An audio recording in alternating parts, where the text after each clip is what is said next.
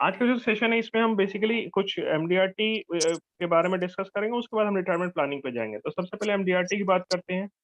ये होता है क्या, मैं शॉर्ट में बताऊंगा, ठीक है। इसका सिग्निफिकेंस क्या है।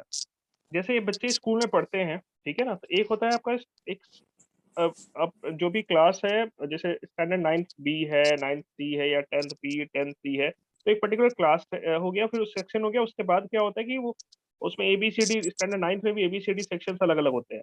कुछ बच्चे अपने क्लास में टॉप करते हैं, जैसे स्टैंडर्ड 9th का बच्चा स्टैंडर्ड 9th में टॉप किया। फिर उसके हम्म, बाद क्या होता है कि स्टैंडर्ड 9th के बाद आ गया स्टैंडर्ड, फिर उसका अब पूरे स्कूल के 9th वालों में जो है, पूरे स्कूल जो है उनका है, उस स्कूल में 9th में जितने सेक्शन है उसमें कुछ बच्चे टॉप करते हैं, ठीक है। तो ये एक लेवल हो गया। दूसरा, फिर स्टैंडर्ड 10th में क्या होता है कि सिमिलरली एक सेक्शन में कोई बच्चा टॉप करता है, फिर पूरे स्कूल में उस स्टैंडर्ड 10th के में टॉप करेगा। फिर उसका होता है बोर्ड। अब बोर्ड में जो बच्चा टॉप करता है और अपने जो स्कूल में टॉप करता है, उनमें फर्क क्या है, कोई आइडिया, क्या फर्क है। सर बोर्ड के बच्चे को रिकॉग्निशन मिलती है, स्कूल के बच्चे को रिकॉग्निशन उस हिसाब से नहीं मिलती है। ये स्कूल का बच्चा 9 तक टॉप करता है तो चलो स्कूल में काफी उसकी होती है, हाँ भाई भाई इसने टॉप किया, ठीक है। बट क्या होता है कि जैसे जैसे हमारे लेवल्स बढ़ते हैं, उसके अकॉर्डिंग क्या होता है, जैसे जैसे दायरा बढ़ता है, तो दायरे बढ़ने से क्या होता है कि रिकॉग्निशन का आपका क्षेत्र जो वो बढ़ जाता है, ठीक है। अब उसी तरह से इंश्योरेंस में क्या होता है कि जैसे एलआईसी में ही अगर आप है, अब एलआईसी में आप अपने ब्रांच में टॉप कर रहे हैं, एक पॉइंट ये हो गया। जैसे सेक्शन होता है, फिर उसका पूरे एलआईसी जोन में हो गया, पहले डिवीजन में होता है, फिर उसका डिवीजन में टॉपर होते हैं कुछ एजेंट, फिर कुछ जोन में होते हैं, कुछ ऑल ओवर इंडिया में होते हैं, और कुछ जो एडवाइजर जो होते हैं उनका काम काफी अच्छा रहता है, पूरे वर्ल्ड लेवल पे वो जो है आपका जो है टॉप करते हैं। तो ऐसे ही एक रिकॉग्निशन बनाया गया है, पूरे दुनिया में 62,000 फाइनेंशियल प्रोफेशनल्स हैं, ठीक है। करीब 500 कंपनीज हैं 69 कंट्रीज में। 1927 में इसकी एस्टैब्लिशमेंट हुई थी एमडीआरटी ऑर्गेनाइजेशन की। तो उसमें क्या है कि पूरे 69 कंट्रीज में जो जो इंश्योरेंस एडवाइजर हैं, वो जो अपने फील्ड में जब टॉप करते हैं, पर्टिकुलर क्राइटेरिया को फुलफिल करते हैं, तो फिर वो एमडीआरटी क्वालिफायर कहलाते हैं, ठीक है। तो ये बहुत बड़ा रिकॉग्निशन है एक किसी भी इंश्योरेंस एजेंट के लिए, ये बहुत बड़ा रिकॉग्निशन है, क्योंकि वो एक तरह से समझिए कि जैसे 10th स्टैंडर्ड का बच्चा अपने स्कूल में टॉप कर रहा है, और एक जो है ऑल ओवर इंडिया में टॉप कर रहा है बोर्ड में।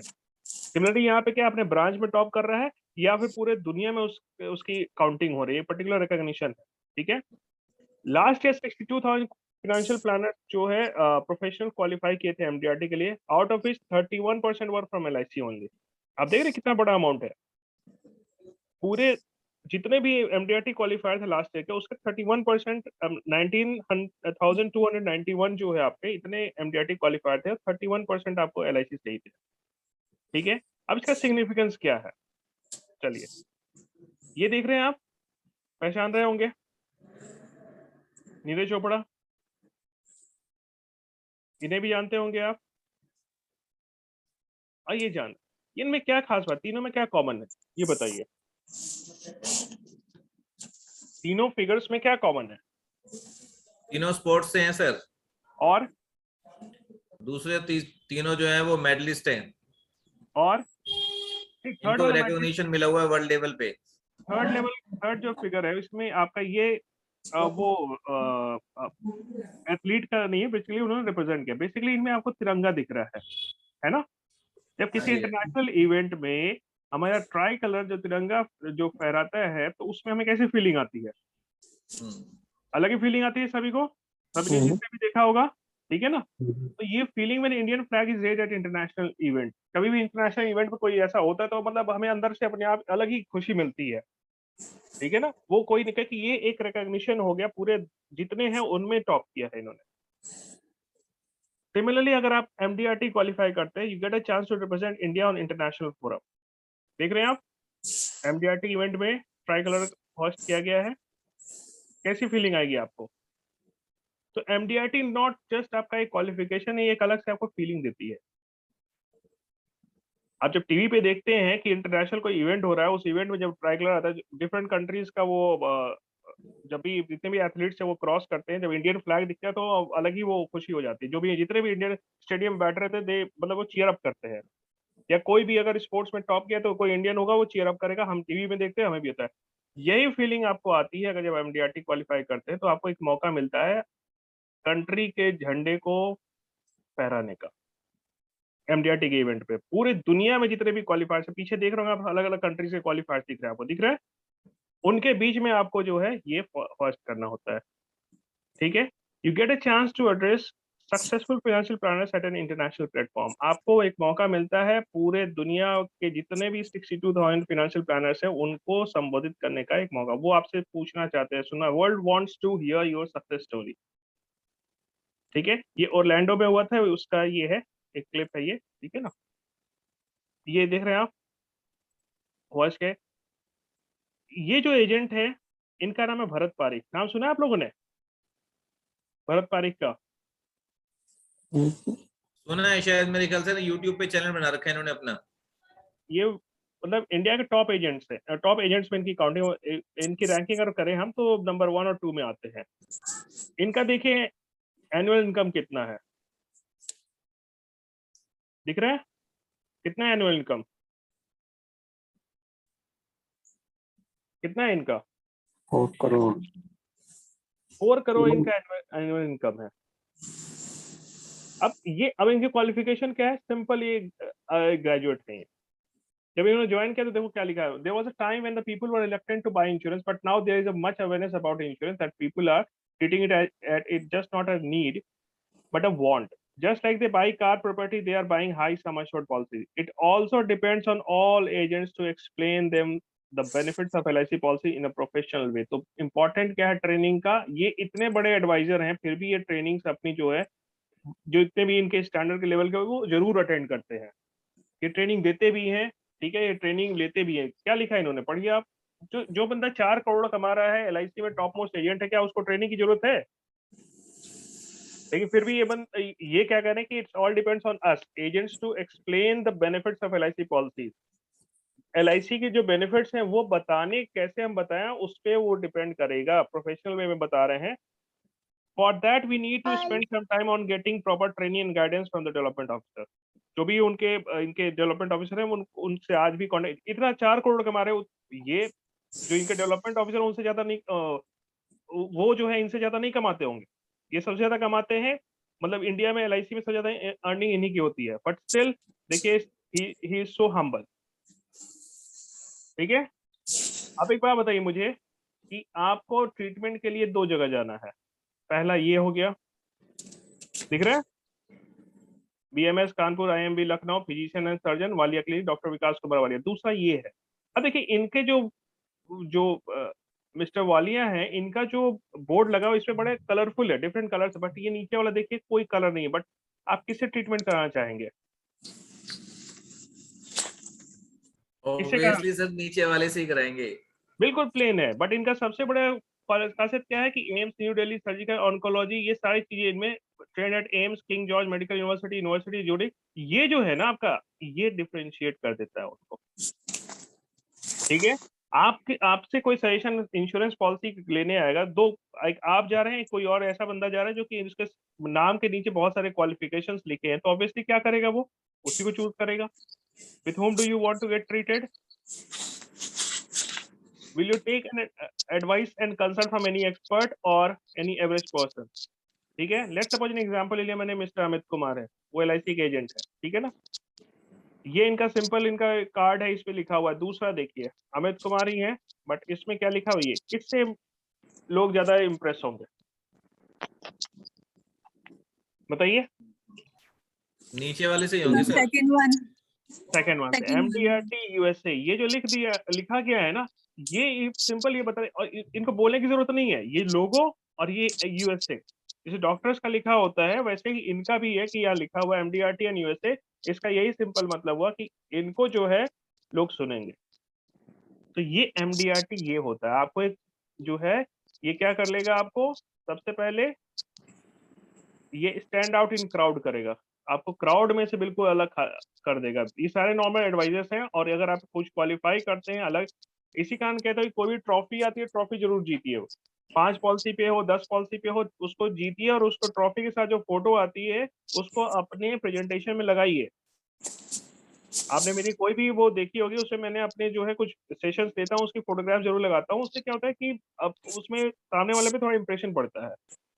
तो आप लोग भी इन सब चीजों की जरूर, ट्रॉफी कोई है, ट्रॉफी को छोड़िए मत।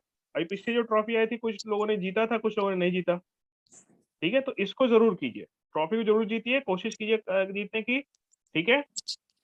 अच्छा, अब एमडीआरटी का बेनिफिट क्या है, ये तो हो गया कमीशन बेनिफिट। क्या आपको देखिए, एमडीआरटी के लिए होता है 31,83,600 का टारगेट है, ठीक है ना। अगर आप एमडीआरटी करते हैं, 5 साल भी कर देते हैं, एमडीआरटी जस्ट फॉर 5 करते हैं, नो वर्क, तो भी आप देखो आपका रिन्यूअल कमीशन कितना आ रहा है, 7 लाख। 5 साल काम करके आपने छोड़ दिया, देख रहे हैं आप, first time, second time, third time, fourth time, fifth time, 5 बार आपने क्वालिफाई किया, छोड़ दिया। छोड़ने के बाद भी आपको कितना कमीशन आ रहा है, देख रहे हैं आप, रॉयल्टी इनकम हो गया आपका 7,95,000, मतलब 8 लाख रुपए का कमीशन आपको आता रहेगा, भले ही काम कीजिए या मत कीजिए, ठीक है। ये आपको स्टैंड आउट करता है क्राउड से। आपको एक्सक्लूसिव इवेंट्स होते हैं, उसमें पार्टिसिपेट करने का मौका दिया जाता है, ठीक है ना। Get an access to highly knowledgeable MDRT resources and learn new ways of doing work.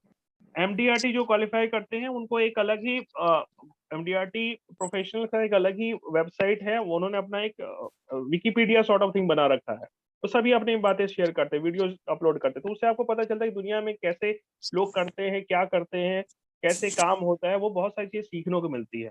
तो MDRT not just about the commission, ये आपको एक रिकॉग्निशन है, लोगों को भीड़ से अलग कर देता है, सेकेंडली आपको जो है उसमें सीखने को भी मिलता है।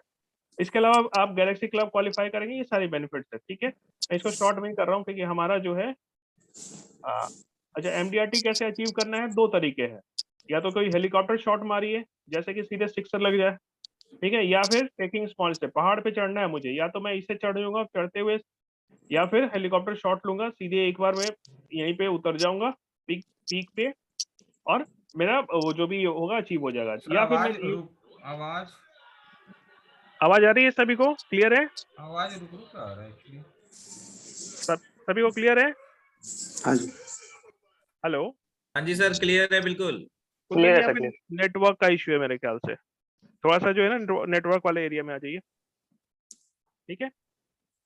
या तो ये हेलीकॉप्टर की तरह सीधे एक ही बार सिक्सर मारिए, पहुंच जाइए पीक पे, या फिर छोटे छोटे स्टेप्स लेके भी जा सकते हैं, ठीक है। अब जैसे हेलीकॉप्टर शॉट में है, और जीवन उमंग का, जीवन उमंग का जो है guaranteed source of income provide करता है, asset creation, produce product featuring tax benefit to the people in higher tax bracket. इसको कैसे सेल किया जाता है वो समझिए। कोई अगर बड़े बिजनेसमैन है या बड़े वो उसमें है जिसका टैक्स ब्रैकेट खुद ही 30% 40% का अगर है, आप उनको जीवन उमंग समझाइए, जरूर लेंगे, ठीक है। जीवन उमंग जीवन लाभ भी समझा सकते हैं, for creation of retirement fund child. अब जीवन उमंग का एग्जाम्पल देखिए आप, ये दिख रहे हैं आप, सम एश्योर्ड कितना दिख रहा है आप लोगों को, ये 1,05,00,000 है ये, और प्रीमियम कितना है ये दिख रहा है, तीसरे नंबर वाला कितना है, 8,18,787। यस, एक पॉलिसी में 8 लाख का प्रीमियम आ गया है, एनुअल प्रीमियम 8,18,707, सम एश्योर्ड 1,05,00,000। अब ये देखिए दूसरा कितना दिख रहा है आपको, 2 करोड़ का नॉन सिंगल प्रीमियम इसमें आया आपको जीवन उमंग में, 25 करोड़ का सम एश्योर्ड। तो जो 2 करोड़ पैसे लगा इसमें 2 करोड़ का जीवन उमंग ले रहा है, प्रीमियम है ये, मैं उसमें सम एश्योर्ड की बात नहीं कर रहा, मैं प्रीमियम की बात कर रहा हूँ मैं। और कोई 2 करोड़ लगा रहा है, इसका क्या मतलब, उसके पास कमी होगी सीएस की। जो 2 करोड़ लगा रहा है ऑब्वियसली वो जो है उसका 47% वाले ब्रैकेट में, टैक्स ब्रैकेट में होगा, उसको कोई भी इन्वेस्टमेंट और लेगा उसमें 47% वैसे ही कट जाएगा। जब इसको दिखा कि भाई 2 करोड़ रुपए मेरे को टैक्स फ्री मिलेगा, तो ऑब्वियसली वो उस पर लगाएगा। और देखिए अभी 2 करोड़ देखा ना आपने, ये देखिए ये कितना दिख रहा है आपको, कितना दिख रहा है, 11 करोड़ 8,92,00,000 रुपए 8 जीवन उमंग में आया हुआ है। तो जो ये लगा रहा है, तो इसका ये मतलब नहीं ना कि उसका ये मतलब हुआ कि लोग जो है, जो देखिए जो 8 करोड़ 110 करोड़ होगा ना। हाँ 110 करोड़, सॉरी 110 करोड़ होगा, ठीक है। मतलब मेन प्रीमियम आप देखिए, एनुअल प्रीमियम 8,92,00,000 रुपीज आ रहा है। और एक चीज और समझिए ध्यान से, जो अगर 8,92,00,000 लगा रहा है, वो पक्के से हाईएस्ट ब्रैकेट में होगा 47% के। कोई भी इन्वेस्टमेंट करेगा, पेंशन प्रोडक्ट लेता है, अगर वो उसके इनकम में ऐड होगा, उसमें से 47% वैसे ही डिडक्ट हो जाएगा। जबकि यहाँ जीवन में 8,92,00,000 रुपीज उसको हर साल गारंटेड मिलता रहेगा, क्या बुरा है, और that is also tax free amount, ठीक है। स्मॉल स्टेप से भी कर सकते हैं। अगर आप मंथली 3000 का प्रीमियम, तो महीने का कोई बड़ी बात नहीं है। 3000 का प्रीमियम हो सकता है ना महीने का, लोगों की पॉलिसियां कर सकते हैं 3000 रुपए प्रीमियम का। हाँ जी सर, हाँ जी। अगर 3000 रुपए का ये प्रीमियम करते हैं और 10 लोगों की पॉलिसियां करते हैं हर महीने 1 साल तक, 10-10 पॉलिसीज करते हैं अगर आप 3000 के प्रीमियम का और पूरे 1 साल तक, तो देखिए आपका 2 साल का एमडीआरटी क्वालिफाई होगा। मैजिक देख रहे हैं आप? 1 साल मेहनत किया, 2 साल का एमडीआरटी क्वालिफाई हो गया। कैसे? किसी को समझ में आ रहा है ये? लेट्स सपोज जनवरी में किसी ने पॉलिसी स्टार्ट की, 3000 का प्रीमियम है, 10 पॉलिसीज है, ये जो 10 पॉलिसी है इसका 12 महीने प्रीमियम आएगा। मंथली मोड है जनवरी वाली पॉलिसी का, मैं दिसंबर तक ले रहा हूँ, जनवरी से दिसंबर तक का टाइम, ठीक है। अब कोई जनवरी में 3000 का प्रीमियम करता है, जो पॉलिसी होगी उसमें 1 साल में कितने प्रीमियम जमा करने होंगे उसे? कितनी बार प्रीमियम जमा होगा उसका? 12 बार सर। 12 बार, ठीक है। जो फरवरी में होगी उसमें 11 बार जमा होगा, दिख रहा है सभी को? हाँ जी, हाँ जी। मार्च में 10, अप्रैल में 9, इसमें 8। अब यही देखिए, इसमें अगर मार्च में 10 जमा हुआ तो वही 2 प्रीमियम नेक्स्ट एमडीआरटी वाले में जमा हो गया, दिख रहा है? हाँ जी, हाँ जी। इसमें अगर अप्रैल में 9 जमा हुआ है तो 3 इसमें जमा हो गया है, 8 इसमें है तो अगले साल कैलेंडर वाले में 4 जमा होता है। इस तरह भी अगर कोई करता है तो 2 साल का एमडीआरटी क्वालिफाई हो जाएगा 1 साल की मेहनत से, है ना ये मैजिक? तो एमडीआरटी, हाँ जी बोलिए बोलिए। इसके लिए मेरे ख्याल से ये जो इसका तो ईसीएस करवाना पड़ेगा सर, नैच करवाना पड़ेगा इसका। नैच है, मंथली मोड नैच में ही होता है। अच्छा, 2 महीने का प्रीमियम पहले इकट्ठा लगता है। स्टार्टिंग में 2 महीने का लिया जाता है या 1 महीने का लिया 2 जाता है? महीने का, 2 महीने का, स्टार्टिंग अच्छा, में 2 तो महीने का, उसके और बाद उसके फिर बाद मंथली है। मंथ, हाँ ईच मंथ, थर्ड मंथ से जो है आपके अकाउंट से कटेगा, ठीक है, ठीक। ठीक है। तो ये 3000 का अगर प्रीमियम इसमें जनवरी में कोई स्टार्ट करता है, ठीक है ना, 10 पॉलिसी करता है तो इसमें 12 बार जमा होगा।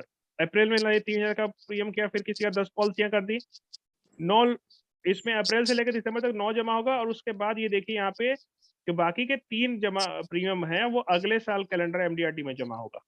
और इस तरह से फिर क्या होगा आपका कि आपको दूसरे साल का भी एमडीआरटी क्वालिफाई हो जाएगा, है ना मैजिक ये?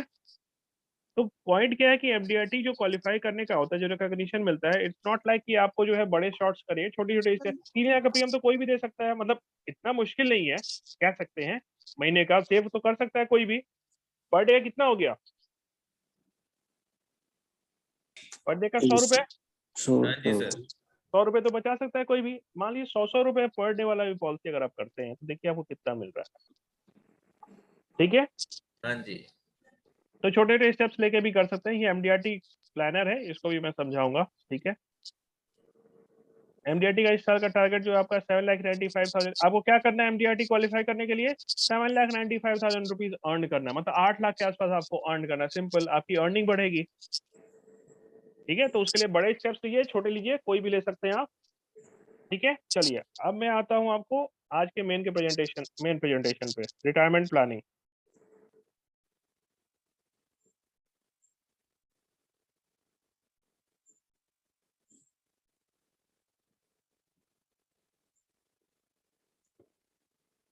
चलिए,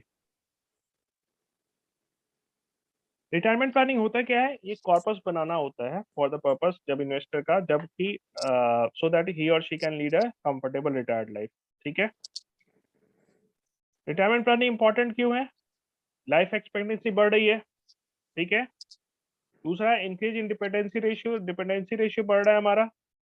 तीसरा, डिक्लाइनिंग जॉइंट फैमिली स्ट्रक्चर हो रहा है, जॉइंट फैमिली के स्ट्रक्चर जो है वो आपको धीरे धीरे ब्रेक हो रहा है, सभी न्यूक्लियर में आ रहे हैं, कोई सोशल सिक्योरिटी नहीं। बाहर में क्या होता है, यूएस में या यूके में, यूरोप में, वहाँ क्या होता है कि गवर्नमेंट टैक्स तो बहुत लेती है, लेकिन वो क्या करती है कि उनको ओल्ड एज पेंशन प्रोवाइड करती है। यहाँ पे आपको ओल्ड एज पेंशन जो मिलता है वो भी बहुत ही मिनिमल मिलता है, और वो भी आपको बीपीएल जो कैटेगरी में जो है, जो कि बिलो पॉवर्टी लाइन है, उनको मिलता है, वो भी बहुत ही कम मिलता है, ठीक है ना।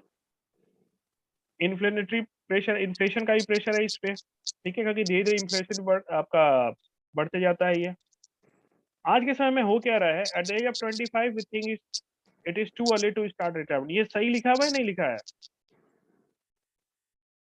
25 साल तक तो हम सोचते हैं भाई बहुत जल्दी, अभी तो थोड़ा ऐश कर लें, 30 से 35 के बीच में हम क्या करते हैं, we spend a lot to create asset to give comfort to our family. अपने फैमिली के लिए फिर एसेट्स बनाने लग जाते हैं, जैसे मकान हो गया, या फिर होम लोन ले लिया, या फिर व्हीकल लोन ले लिया।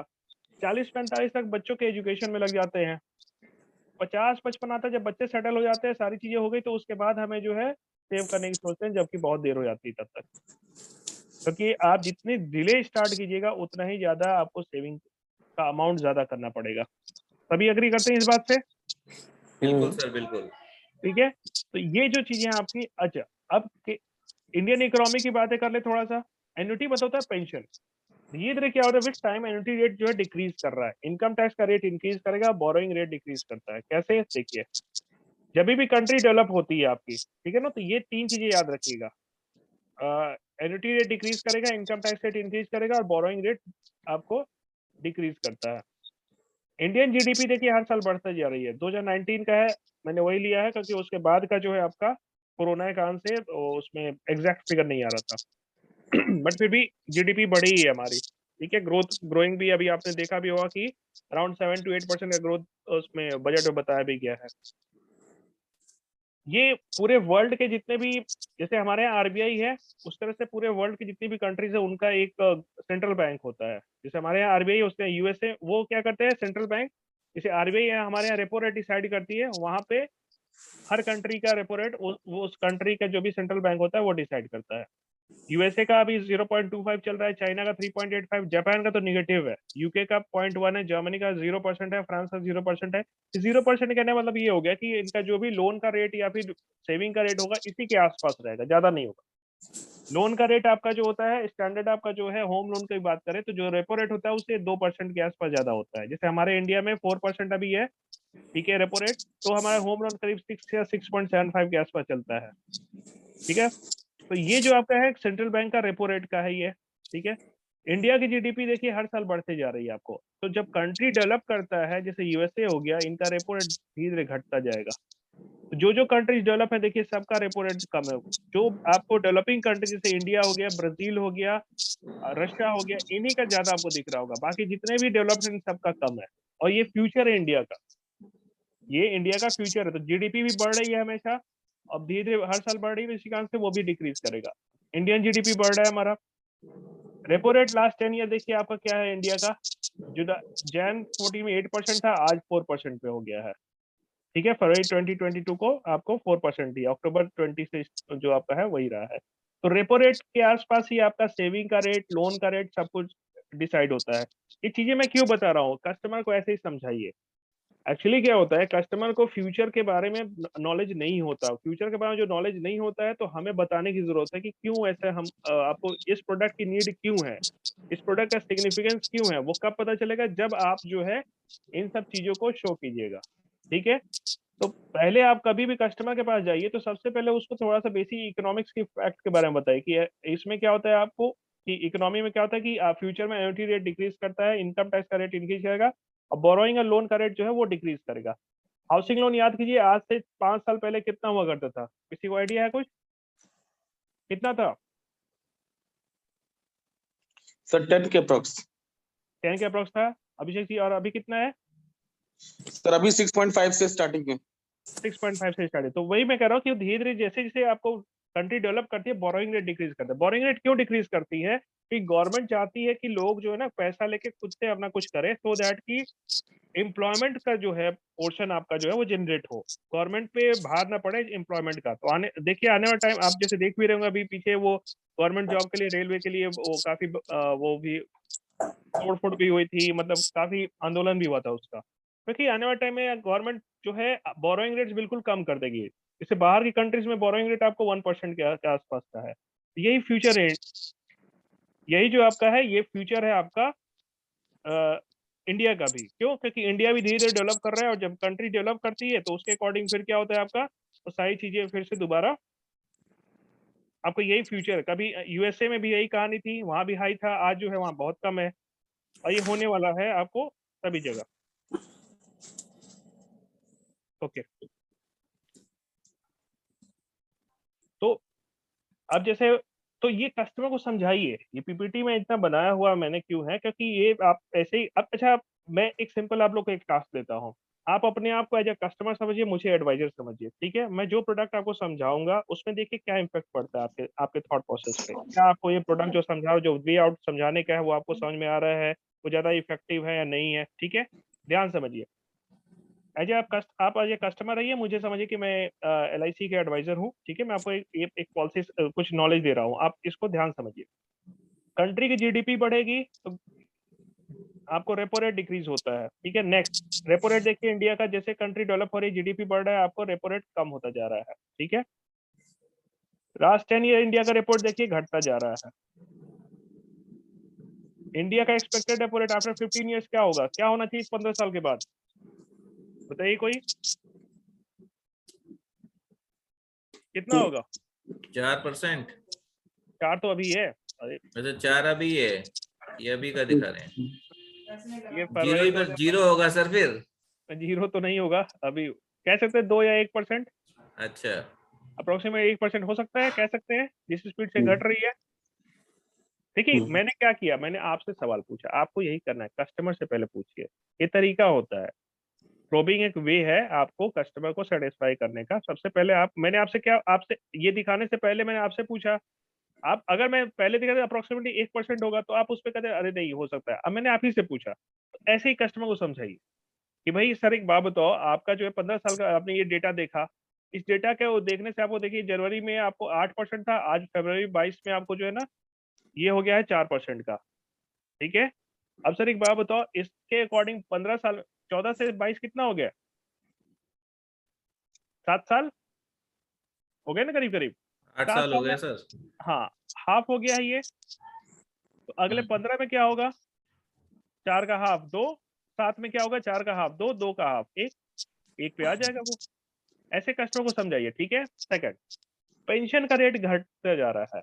पेंशन रेट इन इंडिया क्या था, 1988 2000 में 12.68 था। जिन्होंने 2000 में पेंशन ली हुई है हमारे जीवन अक्षय, उनको आज भी 12.68% से मिल रहा है अगर वो जीवित हैं तो, ठीक है ना। अब देखिए क्या हालत हो गई, 5.4 हो गया है। अब फिर अगला क्वेश्चन कस्टमर से पूछिए, एन्युटी रेट 15 साल के बाद क्या होगा। 2000 में 12.68 था, आज 5.40 है, कितना होगा अगले 15 सालों में। कस्टमर को खुद ही बोलने दीजिए, आप मत बोलिएगा कभी भी। कुछ भी बोलता है वो सोच के बोलेगा कि हाँ भाई इतना हो सकता है, जो बोलेगा उस पे उसको रहना है। समझ में आ रही बात, कितना होगा ये बताइए। 2%। ठीक है, एक वन नहीं, 2 भी नहीं होगा, आप ध्यान से देखिए यहाँ पे। अच्छा 2 पे भी हम लेंगे, 2 पे भी कैलकुलेशन करेंगे हम, ठीक है ना। विनय जी आपने जो कहा ठीक है, मान लेते 2%, बट यहाँ पे देखिए 12.68 था 2000 में, और यहाँ देखिए फ्रीक्वेंसी बढ़ गई है आपको कम होने की इस पार्ट में, ठीक है ना। मैं मान के चलता हूँ 2% है, आपने जैसे कहा 2% लेंगे, अब ये 2% में कैलकुलेशन करके बताता हूँ। ये धीरे धीरे घटता जा रहा है आपका ग्राफ, ठीक है। फ्यूचर कैन्युटी रेट 15 ईयर्स के बाद। अब कस्टमर को यहाँ पे आप पूछिए कि सर एक बात बताइए, ये तो देख लिया, ठीक है, 15 साल के बाद सर क्या होगा एन्युटी का रेट, कस्टमर क्या बोलेगा। विनय जी आप क्या बोल रहे हैं, आपने 2% बोला, % ठीक है, मैंने लिख दिया यहाँ पे। तो अच्छा स्क्रीन पे दिख नहीं रहा है ये, ओ कैन सी,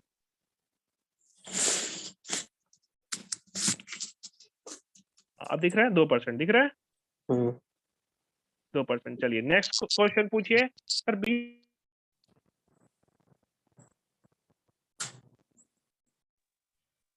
ईयर्स कितना होगा, कितना होगा, 1%। 1%। चलिए आपने जो कहा मैं वही ले रहा हूँ, ठीक है। चलिए नेक्स्ट सवाल सर, 25 साल के बाद कितना होगा। 0 हो गया सर। ये तो नहीं होगा, कुछ होगा। 0.5 कर दो। 0.5। आप सभी बताइए, एक बार सभी अनम्यूट कीजिए अपने आप को। भाई कस्टमर क्या विनय जी हैं, आप सभी नहीं है, बताइए। एक्चुअली मैं पार्टिसिपेट कर रहा हूँ सर, मैं परचेज करूंगा इसे। नहीं नहीं कोई बात, देखिए आपको मैं जो मैं तरीका बता रहा हूँ उसको देखिए, बताइए सही बताइए क्या क्या होगा। आप सबसे पहले कस्टमर को पीछे का डेटा दिखाइए, ये वाला, ठीक है। पेंशन रेट, अच्छा प्लीज म्यूट अनम्यूट कर रहे हैं तो बैकग्राउंड का थोड़ा सा शांत रखिए, क्योंकि ये इम्पोर्टेंट, ये जो ट्रेनिंग सेशन में ले रहा हूँ ना, इसके अगर आप किसी ट्रेनर से लेंगे, इसी का चार्ज लेते हैं करीब वो 15,000 20,000 रुपए। मैं आपको उसको मैं फ्री में करा रहा हूँ और सेकेंडली अभी नॉलेज के लिए दे रहा हूँ, तो थोड़ा सा जो है संयम रखिए, पीछे का बैकग्राउंड थोड़ा सा म्यूट कर दीजिए, ठीक है। चलिए अब बताइए मेरे को, आप कस्टमर को यही करना है, कुछ नहीं, जो इसको ये डेटा दिखाइए, फिर उससे पूछिए कि सर एक बात बताओ, एन्युटी का रेट 15 साल के बाद क्या होगा, क्या होगा, सभी अनम्यूट करके बताइए। 2% होगा, सभी अग्री करते हैं। हाँ जी। एग्री हाँ जी 2% सर। हो जाएगा। पक्का?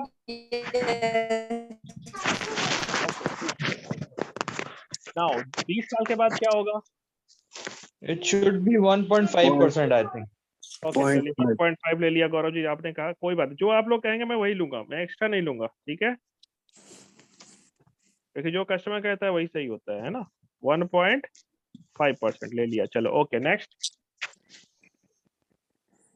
और 25 पे 1% हो जाएगा आई थिंक।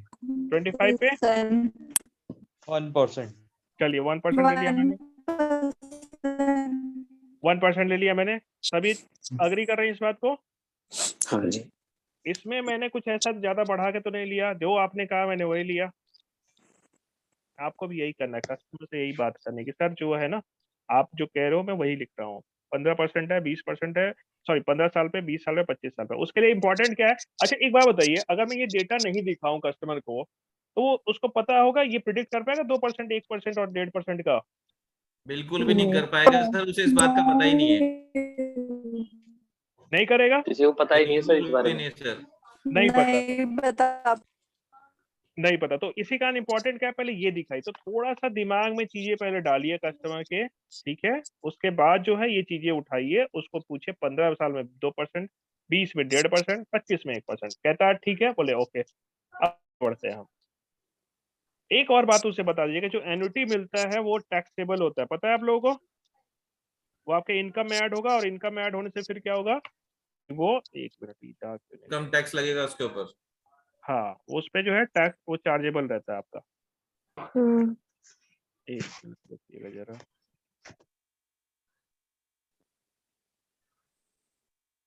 ट्रेनिंग समझ में आ रही बात, सही लग रहा है?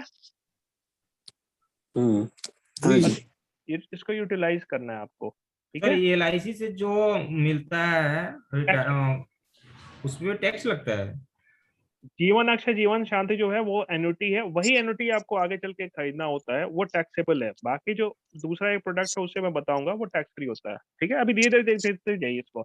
एन्युटी कहने का मतलब क्या हो गया कि जो जीवन अक्षय जीवन शांति से मिलता है वो टैक्सेबल होता है, वो आपके इनकम में ऐड होगा, और इनकम में कोई ऐड होगा तो जो स्लैब होगा उसके अकॉर्डिंग उनको पेमेंट करना होता है, ठीक है। अगर कोई 20% का स्लैब में तो 20% का जाएगा, 30 पे तो 30 का जाएगा। चलिए आगे बढ़ते हैं।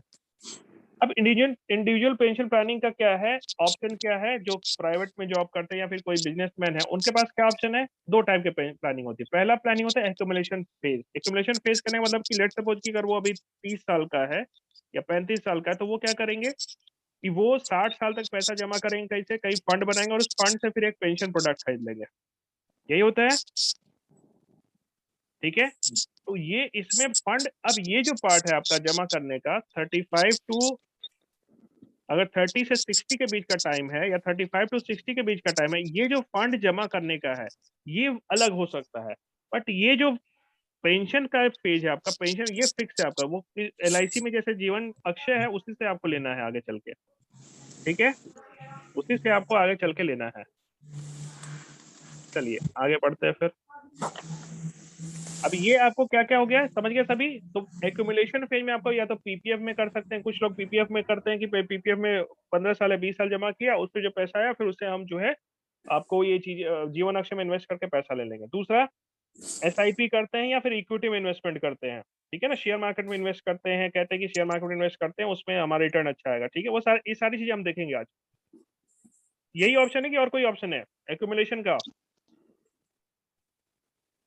और कोई ऑप्शन है कि हम जैसे फंड जमा करें आज से रिटायरमेंट तक का, उसके बाद हमें पेंशन लेना है, फंड जमा करने के ऑप्शन क्या क्या है और बताइए, कस्टमर से पूछिए आप, ठीक है ना, मैं आप कस्टमर इसलिए मैं आपसे पूछ रहा हूँ। इनके अलावा और क्या ऑप्शन है हमारे पास, और कोई ऑप्शन है बताइए। इंडोमेंट प्लान हो LIC के लेकर जो LIC पे अभी मत आइए, अभी आप कस्टमर को देखिए, क्योंकि ये चीजें जनरली होती अच्छा। हैं, लोग इसी को LIC में पेंशन के तौर पे लोग नहीं लेते हैं, है ना। तो पहले जो कस्टमर कह रहा है उसको लीजिए, क्या ऑप्शन है? यही बोलेगा। और कोई? रोहित जी क्रिप्टो भी ऐड कर लो। ना ना ना, मैं वही कहने वाला था, बिटकॉइन ये सब मत बोलिए। That is quite volatile. अभी मैं मेरे मुंह से निकलना ही वाला था कि आपने बोल ही दिया। चलिए, वो क्रिप्टो इज देखिए, वो एक तरह से आपका लॉटरी है। वो आपको 1 सेकंड में करोड़ों का दे सकता है, तो हो सकता है कि वो जीरो भी बना दे। तो वो हम उस पर रिटायरमेंट उस पर नहीं डाल सकते। कभी भी क्रिप्टो में इन्वेस्टमेंट करना तो वही कीजिए जो कि पैसा एक्स्ट्रा पड़ा हुआ है, वो बढ़ता है तो अच्छी बात है, चला जाए तो दुख भी ना हो। ठीक है, चलिए। तो हमें लीगल वे बात कर रहे हैं। अभी गवर्नमेंट ने 30% टैक्स लगाया है उस पर, बट अभी उसको लीगल किया नहीं है। ठीक है, चलिए, तो यही ऑप्शन है हमारे पास नाउ। अब हम बारी बारी सभी चीजों को देखेंगे। पहले देखते हैं, अच्छा, दूसरा तरीका है एनपीएस का। एनपीएस के बारे में तो सुना होगा आप सभी ने, जी ठीक जी। है। एनपीएस का नाम सुना होगा, हम हाँ सारी सर। चीज देखते हैं अभी। अब इंडिविजुअल पेंशन के साथ प्रॉब्लम क्या है कि हमें ये देखना पड़ेगा पेंशन रेट जो गारंटेड है या नहीं, ठीक है ना, गारंटेड है या नहीं है, या फिर वो टैक्सेबल पेंशन है या नहीं है, ठीक है ना, और रिस्क कवर इंक्रीज हो रहा है या नहीं हो रहा है। और ये बात जान लीजिए, अभी के समय में पेंशन एक बहुत बड़ी समस्या होने वाली है आने वाले टाइम में, क्योंकि अभी जो है ना, फ्यूचर के चीजें लोगों को नहीं पता। जो एन्युटी का रेट मैंने आप लोगों को दिखाया, कि आप लोगों को पता था पहले ये? किस किस को पता था ये सारा? थोड़ा बहुत आइडिया था। थोड़ा, ये सारा जो चीजें, सारी चीजें जो है ना, फ्यूचर में आने वाली है प्रॉब्लम। अगर जो अभी से नहीं आप कस्टमर को समझाइएगा तो बहुत दिक्कत होने वाली है। चलिए, सबसे पहले हम देखते हैं, first we will part will से पीपीएफ को एज एक्यूमुलेशन, फिर इक्विटी देखेंगे।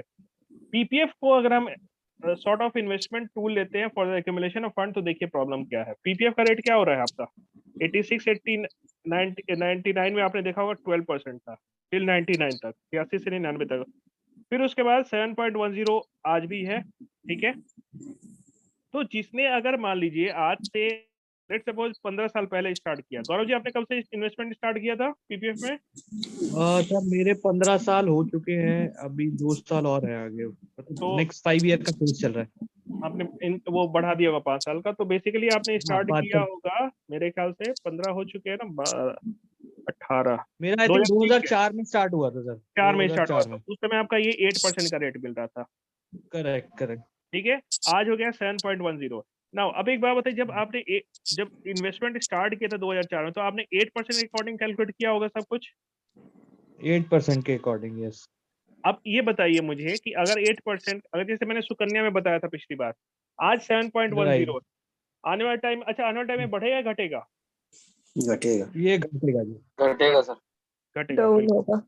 डाउन होगा, ठीक है। पीपीएफ का मैं अलग से प्रेजेंटेशन ले लूंगा एक्सेल शीट में। देखिए, एक्सेल को यूज जरूर कीजिए कभी भी प्रेजेंटेशन देने जाता है, उससे बहुत इफेक्ट पड़ता है। आप आज मैं दिखाऊंगा आप लोगों को, ठीक है। अच्छा, पीपीएफ और सुकन्या इन सब के रेट्स क्यों गिर रहे हैं, कोई आइडिया है? ये देखिए, एक मैं दिखा रहा हूँ आपका, ये वाला पार्ट देखिए, रेट देख रहे हैं आप, 31/3/2020 में आया है, दिख रहा है?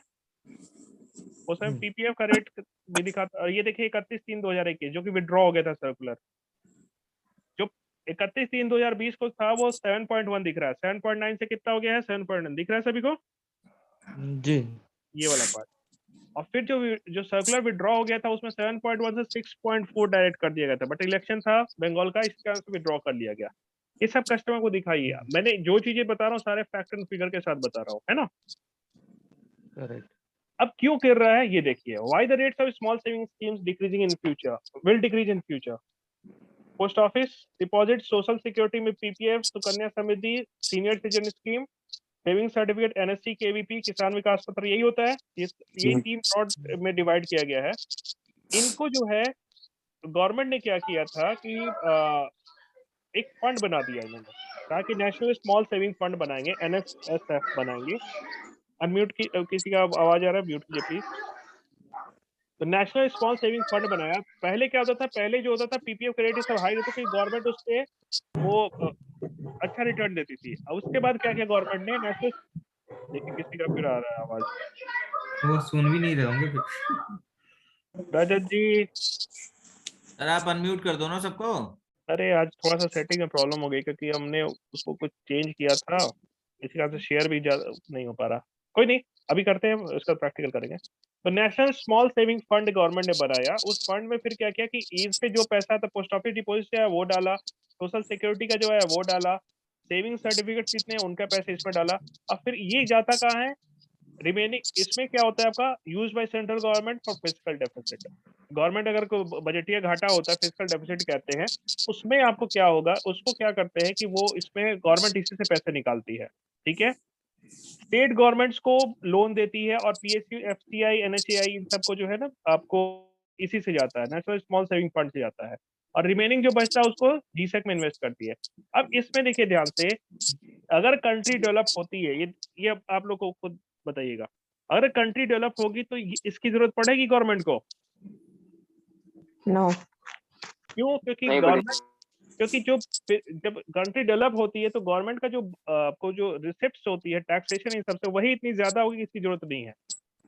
अभी ठीक है, सर जीएसटी भी 18% जो था, हम ये सोच रहे थे कि इंश्योरेंस पे जो जीएसटी वगैरह है उसे 5% करीब किया जाएगा, लेकिन ऐसा हुआ नहीं। नहीं गवर्नमेंट के पास काफी कलेक्शन है सर जीएसटी से।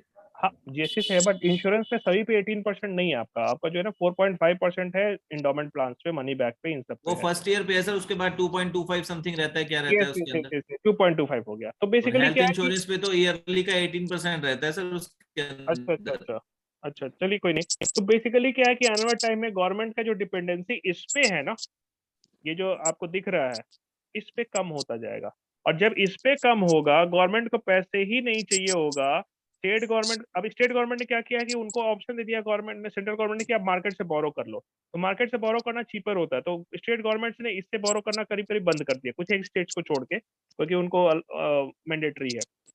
पीएसयू जो है, इनको जो मार्केट से, अगर मार्केट में अगर लिक्विडिटी अच्छी तो उनको ले गए, तो बेसिकली आने वाले टाइम में इससे जो है आपका, ये इस पे डिपेंडेंसी खत्म हो जाएगी, तो रेट अपने आप कम हो जाएगा, और ये हो भी रहा है, आप लोग देख ही रहे हैं, सभी कभी बढ़ता नहीं है। Earlier, major borrowers of NSSF fund were states, but after April 2016, states were allowed to borrow from market, which is cheaper than NSSF.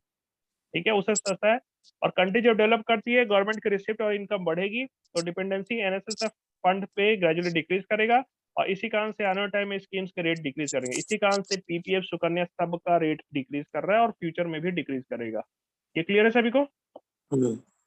ठीक है, चलिए नेक्स्ट आता है सिप और पेंशन प्रोडक्ट को मिला के, कहते हैं ना कि भाई एसआईपी करा रहे हैं, पेंशन प्रोडक्ट, फिर उसके बाद उस पे आएंगे, ठीक है, इक्विटी है, ठीक है, सिप हो गया, इक्विटी हो गया। चलिए, अब कस्टमर से पूछिए कि सर एक बात बताइए कि एसआईपी और इक्विटी का कितना रिटर्न हो सकता है, आप कस्टमर से खुद, आप मत बताइए, 15 साल में क्या रिटर्न होगा, 15 ईयर्स में,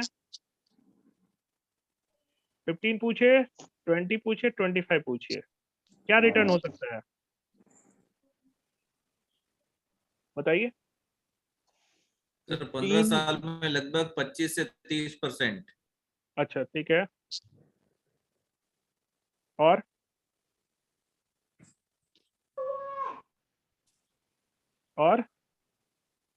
आगे ये घटता ही जाएगा सर, 20-25 में अराउंड 25 की बात करें तो शायद 15 से 18%। आप लोग में से कोई म्यूचुअल फंड में इन्वेस्ट करते हैं या शेयर मार्केट में इन्वेस्टमेंट करते हैं? जी जी जी। आप करते हैं मनोज, और कौन करता है? मैंने किया था, अभी क्लोज कर दिया सर। क्लोज कर दिया। रजत जी क्यों क्लोज किया आपने? कितने जरूरत समय थी चलाया? सर। अच्छा चलो, वो तो जरूरत की बात, कितने समय चलाया था आपने?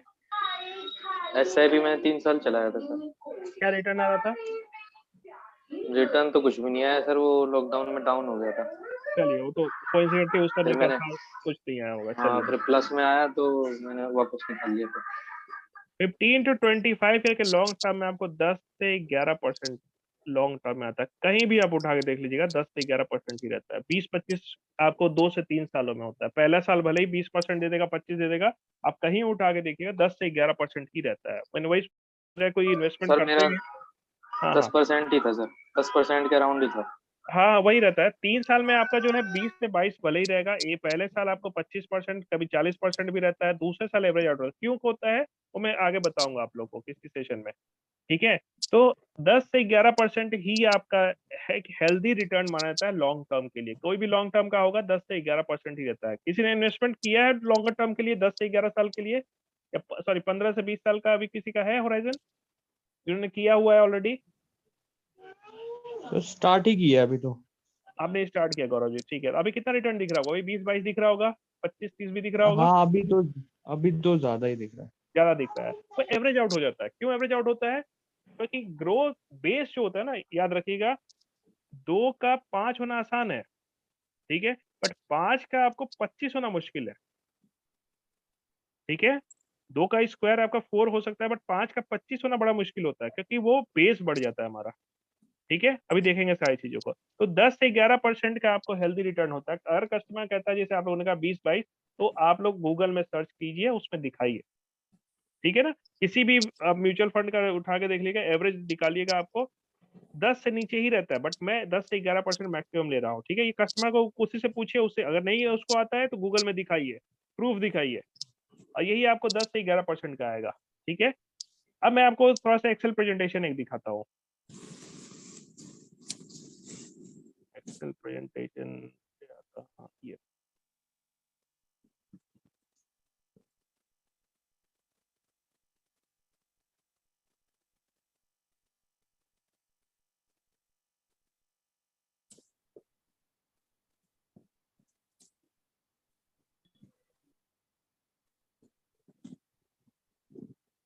ये रहा, दिख रहा है इसके एक्सेल?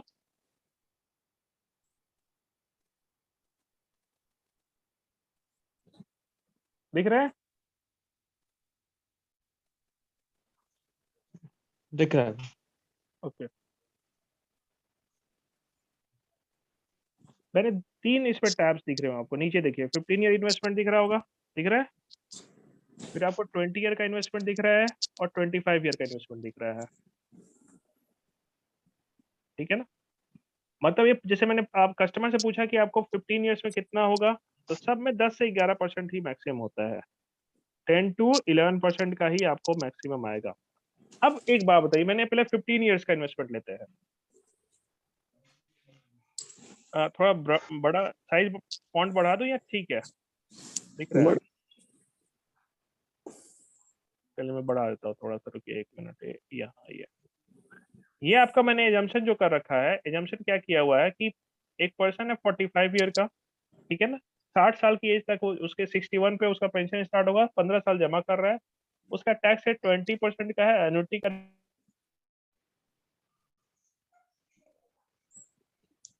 कितना बताया था? 2% विनय जी? आपकी आवाज नहीं आ रही सर, कट रही है बीच में। अब ठीक है? हाँ ठीक है सर, आप बोलिए क्या कह रहे थे। मैं कह रहा एन्युटी रेट आपने 2% ही बताया था ना 15 साल में, हाँ जी हाँ जी। मैं 2% ही ले रहा हूँ। ठीक है ना, अगर कोई 1,20,000 रुपए जमा करता है, ठीक है ना, 1,20,000 रुपए हर साल जमा करता है, ठीक है, तो 15 साल में उसका कॉर्पस बनेगा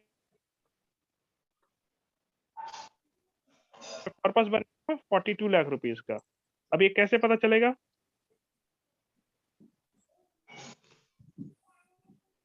कैसे पता चलेगा? 1 मिनट जरा, मेरे को एक सेकंड दीजिएगा।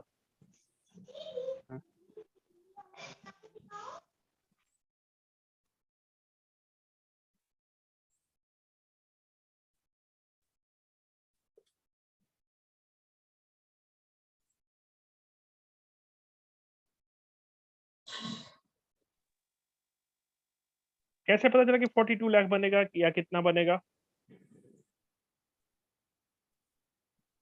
चलिए उसका मैं उपाय बताता हूँ आपको। आप जाइए इस पे, वेबसाइट गूगल पे, ठीक है, चले गए, इसमें ओपन कीजिए आप पेंशन फंड कैलकुलेटर। क्या करना है? Pension calculator.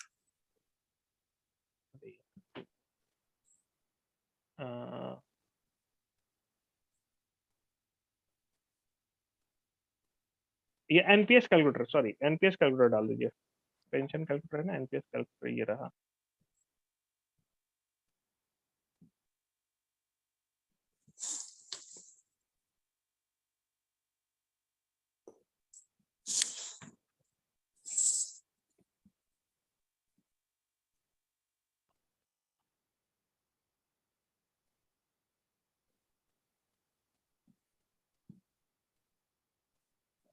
खुला ही है, आप साइड पे जाइए, गूगल में डालिएगा पेंशन फंड कैलकुलेटर, अपने आप आ जाएगा। 15 साल का इन्वेस्टमेंट रखा है हमने।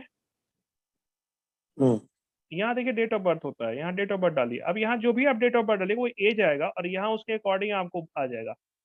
पहले क्या था, गवर्नमेंट ने 60 इयर्स का यहाँ पे दिखाता था, अभी कितना था 18 + 42। ये पढ़िए पहले क्या लिखा हुआ है, माई टोटल ईयर ऑफ कंट्रीब्यूशन दिख रहा है कितना है 42 इयर्स। क्यों? क्योंकि 60 पे उन्होंने अज्यूम किया है कि रिटायरमेंट हो रही है।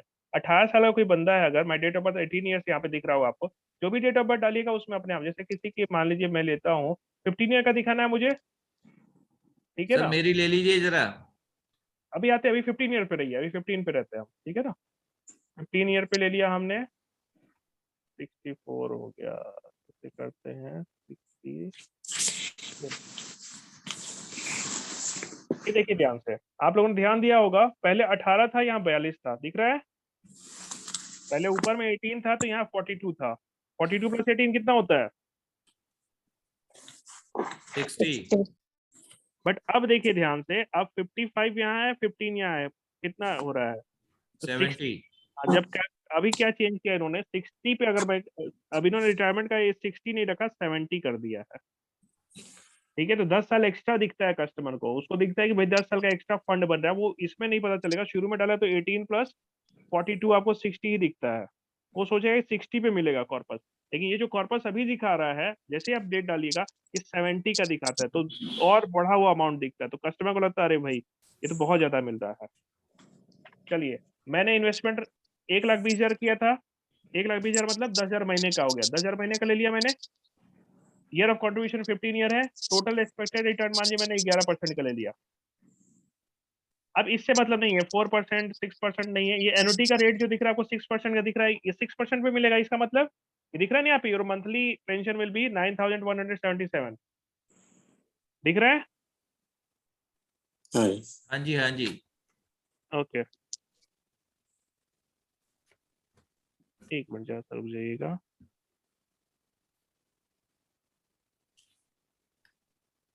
चलिए अब आगे बढ़ते, तो इसका ना 6% पे मिलेगा उसे, ये दिखाया 6% ना, तो एन्युटी का रेट कितना है,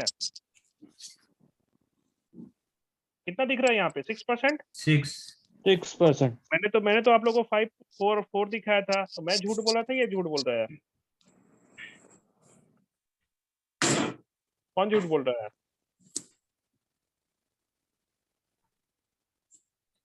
कौन झूठ बोल रहा है, मैं या ये।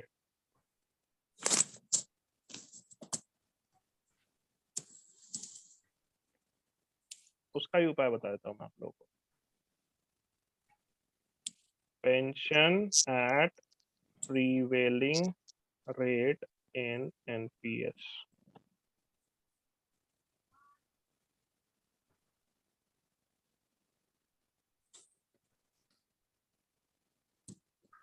तो रोहित सर ये एनपीएस वाला ही चाहिए, तो क्योंकि एनपीएस वाला अब अप्रोच से कंपैरिजन करते हैं कि नहीं एनपीएस बेटर है, एनपीएस बेटर है। मैं उसी के लिए कह रहा हूँ, एनपीएस बेटर का है ना, उसी के मैं समझा रहा हूँ।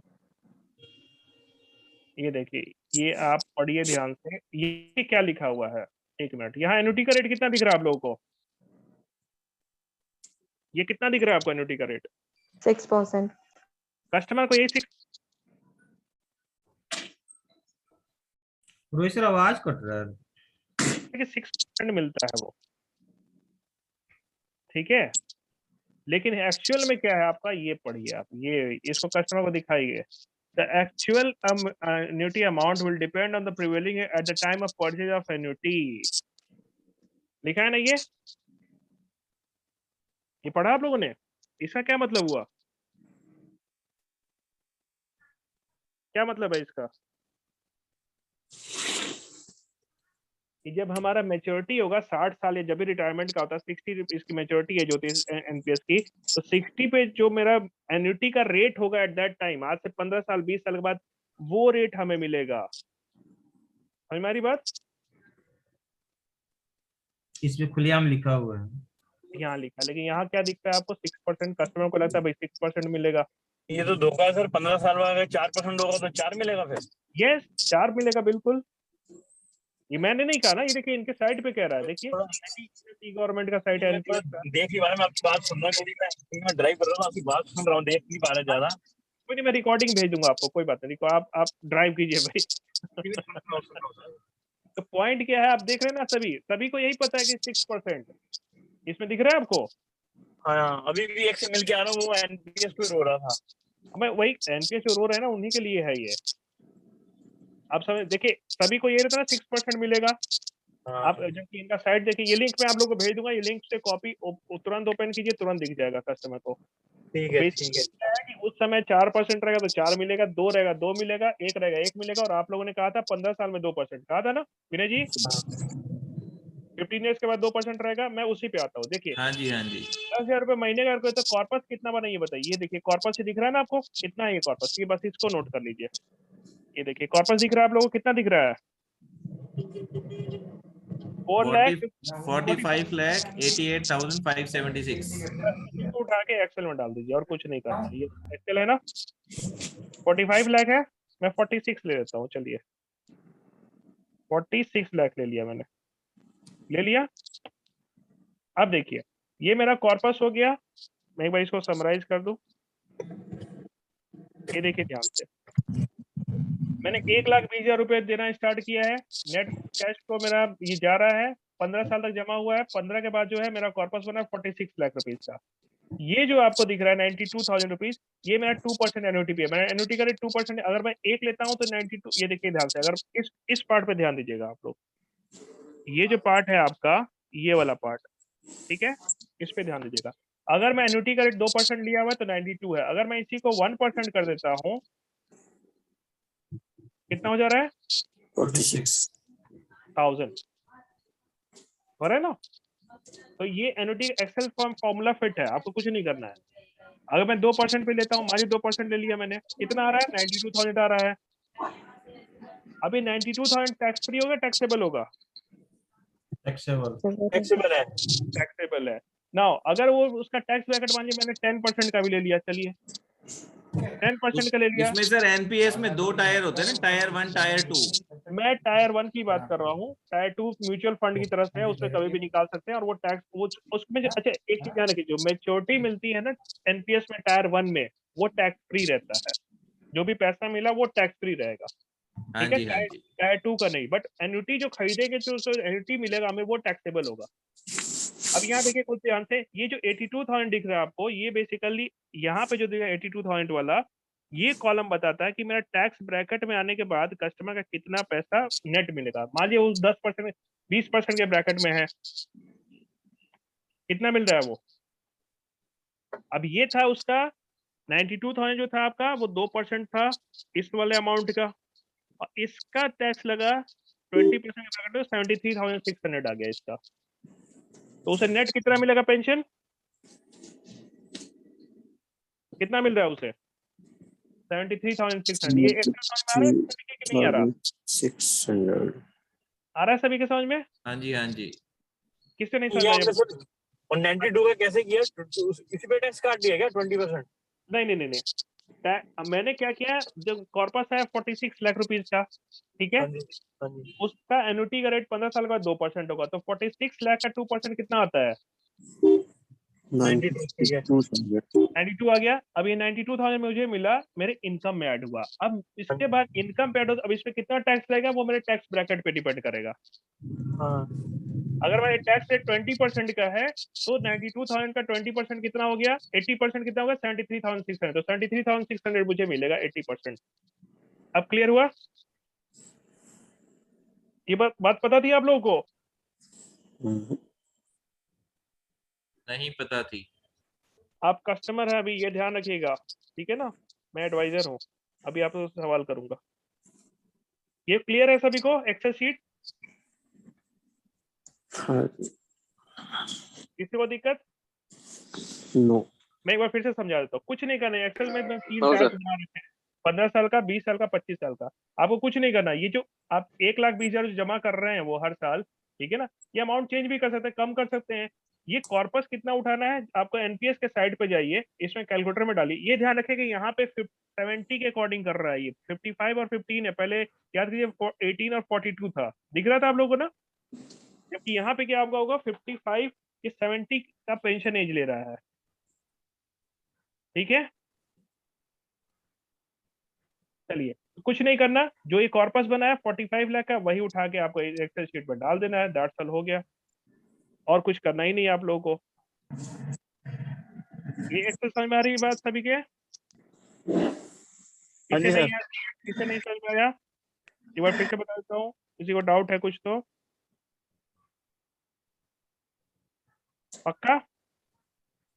ओके, लेट्स सपोज कि मैंने इसी को 20 साल का इन्वेस्टमेंट लेता हूँ। नेक्स्ट सपोज मैंने इसी को 20 साल की वो कर देता हूँ, ठीक है ना। अब यहाँ ध्यान दीजिए, विनय जी आपने कहा था 2% का था, याद है ना? आपने कहा था सर 2% का, मैंने यस 2% सर का कैलकुलेट किया, कितना आ रहा है मेरा नेट, कितना मिला 73,600। यही 73,600 वही उमंग में कोई 1,20,000 रुपए हर साल डालता है, उससे 15 साल के बाद कितना मिलता है? 73,600 रुपए मिलेगा साल के। नहीं, उमंग की बात करो। उमंग में, हाँ, उमंग में तो 1,20,000 ही मिलेगा सर। 1,20,000 उससे मिलेगा, और वो भी टैक्स फ्री। वो भी टैक्स फ्री है, और उसके बाद क्या नाम है उसका कॉर्पस वैल्यू बढ़ता जाएगा, कम नहीं होगा। इसका कॉर्पस आपका स्टैग्नेंट है, उसमें कॉर्पस बढ़ता जाता है, उसपे कॉर्पस पे भी करीब 3% के हिसाब से उसपे इंटरेस्ट मिलता है। हाँ जी इसका हाँ मतलब, जी ये क्लियर है सभी को? हाँ जी। वही मैं अगर 20 साल का इन्वेस्टमेंट लेता हूँ, देखिए क्या है ना कि म्यूचुअल फंड में आप जो कहते हैं ना कुछ लोग कि भाई म्यूचुअल फंड में हम करेंगे, इन्वेस्टमेंट करेंगे, ये चीजें करेंगे, उसमें रिटर्न आएगा, उससे हम इन्वेस्ट कर देंगे। रिटायरमेंट के लिए कभी भी इन्वेस्टमेंट कीजिए तो वैसे फंड से कीजिए जो कि गारंटेड हो। कभी भी ऐसे फंड से मत कीजिए जो कि गारंटेड नहीं हो, क्योंकि जब रिटायरमेंट आएगी उस समय दिक्कत हो जाएगी। और यही दिक्कत बहुत बड़ी आने वाली है। गवर्नमेंट जो है ना, प्राइवेट सेक्टर गवर्नमेंट सेक्टर सब में पेंशन घटा के एनपीएस ला चुकी है, और कह चुकी है भाई आप लोग खुद ही अपने आप हैंडल करो, मैं नहीं कर रहा। एलआईसी के अलावा और जगह पर कोई तो फिक्स भी नहीं होता ना इंटरेस्ट रेट, और नहीं नहीं, ऊपर नीचे तो होता ही रहता है। हाँ नहीं, एलआईसी में भी आपको जीवन अक्षय अब उसमें फिक्स नहीं है, वो भी चेंज होते रहता है। पेंशन में, उमंग में आपका फिक्स इसलिए है क्योंकि आपका जो है ना एक तरह से मनी बैक प्लान है, इसको फिक्स है ये। तो कस्टमर को मनी बैक ऐसा मत समझाइए, सिंपल पेंशन बताइए, टैक्स फ्री पेंशन। ये समझ में आया सभी के? जी। अगर यही मैं 20 साल का इन्वेस्टमेंट लेता हूँ, कोई बात, इसमें मैंने एज क्या लिया पर्सन का, 45 ईयर। 45 ईयर का कोई बंदा है, 2 साल, अगर मान लीजिए वो उसका कोई टैक्स ब्रैकेट है ही नहीं, जीरो वाले ब्रैकेट में लाई कर रहा है, तो भी उसको कितना मिलेगा, 92,000 ही तो मिलेगा, पूरा क्योंकि पूरा। उम्र एक 20 मिल रहा है हमारा। ठीक है, वही अगर 20 ईयर का इन्वेस्टमेंट करता है कोई, 40 साल का बंदा है, वो कितने साल जमा करेगा, 20 साल। इस पे कितना फंड बनेगा, एक बार सभी जरा सा एक बार कैलकुलेट कर सकते हैं? कैलकुलेट कर सकते हैं आप लोग? चलिए मैं कर देता हूँ इसमें। अब फिर वही डेट ऑफ बर्थ चेंज करना होगा, 66 है तो इसमें मेरे को करना है 50 करना है, तो क्या करना होगा, 61 कर दे रहा हूँ मैं, तो नहीं ज्यादा हो गया, 66 है ना, तो 70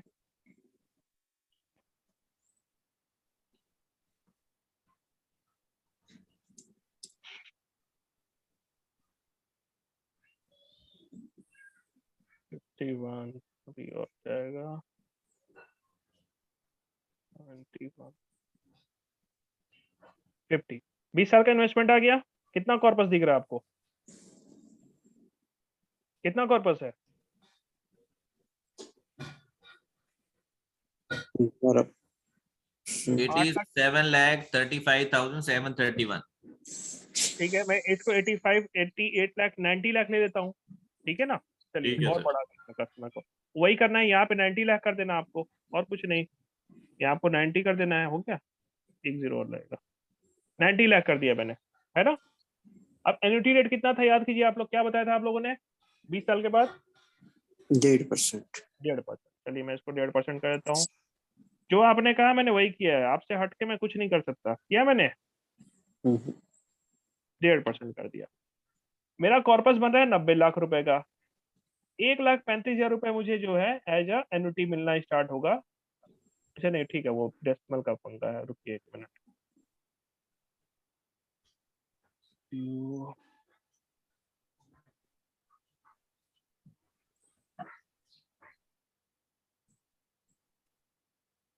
1.5% है, ठीक है। चलिए 1.5% पे कितना मिलेगा, 90 लाख का 1.5% हो गया 1,35,000 रुपए, ठीक है। अब इसका हमें देखना है कि उसको देखिए 1,35,000 को उसको तो पेंशन दिखेगा कि भाई मेरे को मिलता है, बट उसमें 1,35,000 रुपए साल का जो मिल रहा है, अच्छा ये साल का है सारा, ये ध्यान रखिएगा। उसको 1,35,000 रुपए जो साल का मिल रहा है उसमें टैक्स कितना लगेगा, लेट सपोज उसका टैक्स ब्रैकेट 10% का ले लेता हूँ मैं, ठीक है ना। 10% का टैक्स ब्रैकेट ले लिया मैंने। ये टैक्स ब्रैकेट पता है ना आप लोगों को कि नहीं, नहीं। वो भी बताता हूँ मैं, सब बताऊंगा। 10% के लिए टैक्स ब्रैकेट सिंपल कहता है, अच्छा अभी जैसे कि कोई 5 से 10 लाख के बीच का है तो उसका टैक्स ब्रैकेट कितना है, 20% आई गेस, नहीं 10% है। अभी उस चार्ट में दिखा रहा हूँ इसमें। तो जो भी उसका पेंशन अमाउंट होगा वो उसको यहाँ से माइनस करके मिलेगा। अब 1,35,000 देखिए 90 लाख था, उसका 1.5% 1,35,000 रुपए आ रहा है, दिख रहा है सभी को। तो ये जो कॉलम है आपका, ये कॉलम बताता है इसका 1.5%, क्योंकि एन्युटी रेट 1.5 है। ये जो कॉलम है इसका टैक्स ब्रैकेट के हिसाब से करके किया मैंने। 10% लिया तो 1,21,000 रुपए। 10% अगर मैं 0 करूंगा मतलब वो टैक्स ब्रैकेट के बाहर है, तो उसको एग्जैक्ट मिल जाएगा 1,35,000 रुपए। अगर किसी ब्रैकेट में आ गया वो, तो उसको उसके अकॉर्डिंग माइनस करना पड़ेगा। लेट्स सपोज 10% पे है तो उसको 1,21,500 मिलेगा। मिलेगा क्या मतलब, उसके इनकम में होगा जो टैक्स उसका जो भी अच्छा उसका ऑलरेडी अगर किसी का income let's suppose 4 lakh rupees का पहले है, ठीक है ना, उसमें 1,35,000 रुपए और ऐड हो गया तो 5.35 लाख हो गया वो। अब उसका जो पेंशन जो टैक्स कटेगा अब वो 5.35 के हिसाब से, मतलब 1 लाख जो भी आया उसका उसके अकॉर्डिंग उसको चार्ज देना होता है, ठीक है। तो जो जिस ब्रैकेट में रहता है उसी ब्रैकेट के अकॉर्डिंग हमने कैलकुलेट किया है। टैक्स का ही बताऊंगा मैं आप लोगों को, बट एक ट्रेनिंग अटेंड कीजिए तभी सीखिएगा। नाउ इतना आ रहा है मेरा 1 लाख, कितना दिख रहा है आप लोगों को नेट। 1,21,500। मान लीजिए मैं जीरो, मैं टैक्स नहीं भी काटता हूँ, जीरो ब्रैकेट में आ रहा है, कितना आ रहा है 1,35,000 आ रहा है। हम्म, अब मैंने आप लोग एन्युटी रेट आप लोगों ने 20 साल के बाद 1.5% बोला था, मैंने 1.5% ही लिया है, ज्यादा तो लिया नहीं है। यही कोई अगर जीवन उमंग में लेता है तो उसे कितना मिलेगा पता है टैक्स फ्री। अगर कोई 20 साल का जीवन उमंग लेता है, 20 ईयर का जीवन उमंग लेगा वो, ठीक है, जीवन उमंग ले रहा है और 1,20,000 रुपए हर साल जमा कर रहा है तो उसे कितना मिलेगा, किसी को आइडिया कुछ। इसका सर अगर 20 साल का टर्म है जीवन उमंग का, ठीक है ना, और 1,20,000 रुपए हर साल जमा कर रहा है तो उसको पेंशन कितना मिलना स्टार्ट हो जाएगा टैक्स फ्री। इसका आइडिया नहीं है सर, 15 साल वाला ही देखा है ज्यादातर बस। 1.5 गुना हो जाता है तो 1,80,000 रुपए मिलना स्टार्ट हो जाएगा टैक्स फ्री। अच्छा, और यहाँ कितना मिल रहा है 1,35,000 रुपए, मैं 0% टैक्स पे ले रहा हूँ, मान के चलो कि उसका कोई टैक्स ब्रैकेट है ही नहीं, ठीक है ना, फिर भी देखिए 1,35,000 है। तो कौन सा बेटर लग रहा है आपको, कौन सा बेटर है। उमंग ही बेटर है सर। क्योंकि देखिए यहाँ क्या है कि मैंने मैंने क्या कॉन्सेप्ट लिया है, जो कस्टमर कहते हैं बेसिकली कि भाई एसआईपी में पैसा लगाएंगे या म्यूचुअल फंड या इक्विटी में लेंगे, इक्विटी म्यूचुअल फंड में सब में वही 10 से 12% मैक्सिमम आता है रिटर्न। मैं 12% पे भी ले लेता हूँ, चलिए मैंने ले लिया 12% पे। 12% पे कितना कॉर्पस बन रहा है, 1 करोड़ के आसपास बन रहा है, 1 करोड़ बन रहा है ना हमारा, 1 करोड़ बन रहा है मेरा, मैंने यहाँ पे 1 करोड़ ले लिया। चलिए कस्टमर को मैक्सिमम दिखाइए ताकि वो ये ना कहे कि भाई आपने कम दिखा दी। 1 करोड़ पे 1.5 लाख रुपए बन रहा है और वहां पे 1,80,000 बन रहा है मेरा। अगर मैं 12, ये जो रिटर्न आपको दिख रहा है 1 करोड़ का, ये रिटर्न कब आया जब 12% का मैक्सिमम रेट लिया। किसी भी कस्टमर से पूछिए अगर वो इन्वेस्टमेंट कर रहा है या गूगल पे सर्च किया, 12% का मैक्सिमम रिटर्न मिलता है लॉन्ग टर्म में, ठीक है। तो उसको दिखाई मैंने 12% पे भी लिया तो 1 करोड़ आ रहा है, उसका 1.5 लाख रुपए उसको मिलेगा। और यहाँ पे उमंग में आपको 1,80,000 रुपए मिल रहा है, अभी भी बेटर है, 1.5 लाख पे भी टैक्सेबल है वो। यहाँ तक किसी को कोई दिक्कत हो तो बताइए, कैसा लगा अभी तक का प्रोडक्ट।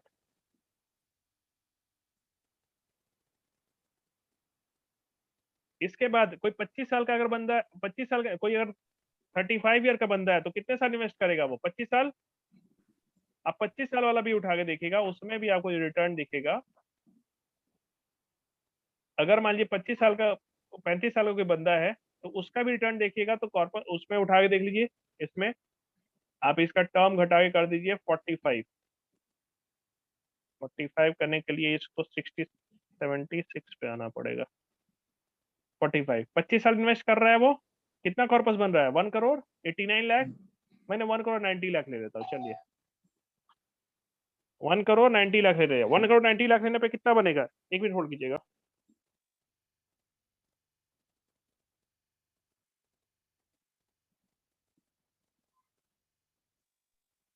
मैंने 12% का वो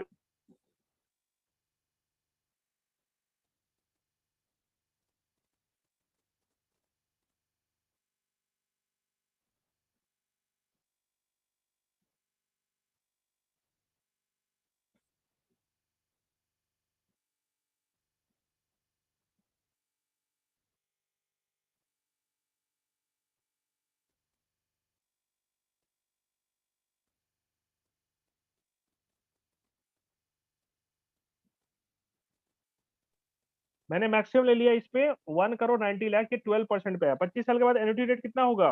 क्या बताया था आप लोगों ने, याद है? कस्टमर ने क्या बताया था? 1.5। 1%। 1%। मैं 1% ले लेता हूँ, 0.5 तो बहुत हो जाएगा, अब हो ही जाएगा, 0.5 होना ही है। 1 करोड़ 90 लाख है तो 1,90,000 रुपए मिल रहा है ना? 1 करोड़ 90 लाख एक्यूमुलेशन जो है मैंने, वो भी मैक्सिमम देखिए 12% पे लिया मैंने। कोई ऐसा नहीं कस्टमर से किया कि भाई आप कम कर लो, मैंने 12% का रेट ऑफ इंटरेस्ट लिया है, मतलब मेरी ग्रोथ हो रहा है। 25 साल का इन्वेस्टमेंट है, 10,000 रुपए महीने का सेविंग कर रहा हूँ, तो मेरा कॉर्पस जो बन रहा है 1 करोड़ 89 लाख हो रहा है। मैं 1 करोड़ 90 लाख ले लिया मैंने, चलिए मैक्सिमम ले लिया। कितना मिलना स्टार्ट हो गया? 1,90,000। 1,90,000 रुपए। उमंग में कितना मिलेगा? 2,40,000 रुपए टैक्स फ्री। डबल हो जाता है 25 सालों में, सीधे डबल हो जाएगा, 2,40,000 रुपए मिलेगा वहां पे। 2,40,000 रुपए ये टैक्स फ्री मिलेगा। 1,90,000 ये मिला है, इस पे भी टैक्स है। मान लीजिए टैक्स ब्रैकेट इसका मैंने ले लिया 30 ने हटा के, मैं इस पे लेट सपोज 10% ही ले लेता हूँ, 1,71,000 रुपए हो रहा है। दिख रहा है सभी को? हम्म।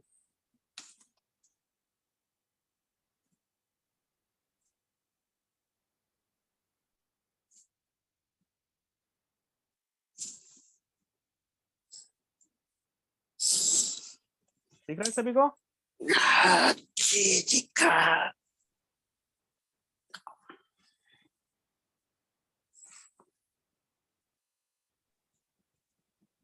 ये समझ में आए सभी के? अगर जीवन उमंग में कोई 25 साल के लिए इन्वेस्ट करता है तो 2,40,000 रुपए उसको life time guaranteed tax free मिलेगा। यहाँ कितना मिल रहा है? 1,71,000। 1,71,000 रुपए। अब बताइए मुझे कि आपका जो प्रोडक्ट है जीवन उमंग, कैसा प्रोडक्ट है, अच्छा है या बुरा है? अच्छा है। बहुत ही अच्छा था। कैसे अच्छा लगा? फिक्स है। ये सारा डेटा समझ के। यही सारा डेटा आपको समझाना किसको है? कस्टमर को। अगर मान लीजिए आप कस्टमर हैं, क्या आप लोग को अगर मैं इन्वेस्टमेंट के लिए ऑप्शन दूं पेंशन के लिए, कौन सा प्रेफर कीजिएगा? इक्विटी प्लस पेंशन प्रोडक्ट, या क्या कीजिएगा, या एनपीएस, क्या कीजिएगा? इक्विटी प्लस क्या बोल रहे हैं? जनरली मैंने क्या बताया, पेंशन के 2 फेज होते हैं, 2 टाइप के हाँ। होते हैं। एक होता है कि एक्यूमुलेशन फेज, ठीक है ना? हम्म। एक्यूमुलेशन फेज में क्या होता है कि पैसे फंड बनाते हैं, फिर उसके बाद 60 ईयर पे पेंशन प्रोडक्ट खरीदते हैं। एक्यूमुलेशन के तरीके हैं, फंड जमा करने के तरीके हैं, आपको या तो इक्विटी में कर लें, या एसआईपी में कर लें, या पीपीएफ में कर लें, हाँ ठीक है ना? हाँ हाँ और जो पैसा बना उससे मैंने पेंशन ले लिया। ये जो हाँ। एक्सेल शीट मैंने दिखाई है वो दिखाई कि इक्विटी और एसआईपी से अगर मैं 12% का भी लेता हूँ तो कितना मेरा पैसा बनता है, और उस पैसे को मैं पेंशन में डालूंगा आज से 15 साल, 20 साल, 25 साल के बाद, तो मुझे कितना मिलेगा? यहाँ पर तो रोहित जी, मतलब टैक्स चुकाने के बावजूद भी हमें 85,000 रुपए का लॉस है। 1,90,000 भी अगर मिलता है, मान लो कोई टैक्स पे। है ना ये? हाँ जी। तो अब वही मैं कहा कि एज ए कस्टमर अगर रहेंगे, अगर आप कस्टमर हैं और मैं कहूँ कि सर आप एक बात बताइए, आपको पेंशन प्रोडक्ट अगर लेना है, आप किस में इन्वेस्ट करना पसंद करेंगे? क्या जवाब होगा आपका? सर हम तो जीवन उमंग में ही जाएंगे अब। बाकी आपने सब हमारी आंखें खोल दी हैं सर आज। मैंने नहीं खोली, चीजें पड़ी होती, बस दिखाने की जरूरत होती है। बस सर एक्चुअली समझ में आने की बात भी तो है ना, ये तो हमारी समझ में तो आ रहा है ये सारी बात। कस्टमर को है कि नहीं। ये बात अच्छा, ये तो ये है ना थोड़ा सा, ठीक है बस ठीक है, ये है मान कि समझने वाला आदमी हो और धैर्य देखिए, हो उसके पास। बिल्कुल बिल्कुल धैर्य। देखिए, अगर किसी को उसके भले की बात कीजिए, अच्छा ये आपने जो बातें बताई उसके भले के लिए बुराई के लिए, ये बताइए। ये सर उसके अच्छे के लिए है। अच्छे के लिए है, तो अगर अच्छे के लिए भी अगर कोई नहीं सुनना चाहता है तो फिर कोई फायदा नहीं, उसको बताए, छोड़िए फिर उसे, उसको यही तो। सीधे उसको फिर सिंपल सा कोई भी प्रोडक्ट होगा उसको, देखिए ये किसको समझाना है उसको वो। सर एक्चुअली क्या चक्कर है कि वो क्या होता है कि दुनिया की बातों में बंधा हुआ है ना, वो कैलकुलेशन पे उसका ध्यान कम है। उसको तो जो आज बता दिया किसी ने, हाँ ये पूरी प्रेजेंटेशन उसको देखना पड़ेगा तब जाके उसकी आंखें खुलती है, उससे पहले उसकी आंखें हाँ, नहीं ये खुलती है। तो दिखाई। अच्छा एक बात बताइए, मीटिंग से पहले, ट्रेनिंग से पहले आप लोग की आंखें खुली थी? नहीं सर, मेरी पूरी बंद थी। बंद थी ना? हाँ सर। बाकी सही बताइए, बाकी लोगों की मैंने खुली सर थी? एनपीएस में अकाउंट खोला था, लेकिन मैं उसको बंद कर दूंगा सर। बाकी बताइए, बाकी सही बताइए, एक बार सभी अनम्यूट कीजिए अपने आप को। मैं तो सर म्यूचुअल फंड में इन्वेस्ट करने की सोच रहा था। ओके। सर एक्चुअली क्या है ना, म्यूचुअल फंड का जो आप बता रहे हो ना, बिल्कुल सही बता रहे हो। जो फर्स्ट और सेकंड और थर्ड ईयर का दिखाते हैं ना, हाँ हाँ, वो 40% तक भी दिखा देते हैं कई बार। बिल्कुल बिल्कुल एवरेज आउट कीजिएगा। अगर लॉन्ग टर्म का देखेगा तो 12 से ज्यादा नहीं जाता किसी का। 12 मिलना बहुत अच्छी बात होती है लॉन्ग टर्म के लिए हाँ इन्वेस्टमेंट जी, में। हाँ जी, हाँ जी। तो और फिर मेरी उसके बात, बाद टैक्सेबल भी है। यस, उस पर लॉन्ग टर्म कैपिटल गेन लगता है। अच्छा एक चीज कैपिटल बताइए गेन कि लगेगा उसके ऊपर, तो नुकसान तो वो तब भी उसको बात तो बराबर ही आ जानी है कहीं ना कहीं। यस यस, एलटीसी जो लगता है वो 10% का लगता है, अगर उसने जो है इक्विटी को लॉन्ग टर्म के लिए रखा है। अच्छा एक बात समझिए, लोग म्यूचुअल फंड स्टार्ट करते हैं, किसी ने हाँ जी। लॉन्गर, अभी तक सबसे लंबा किसने चलाया म्यूचुअल फंड? आप सभी में से, ग्रुप में से किसने किया है इक्विटी या म्यूचुअल फंड में इन्वेस्टमेंट?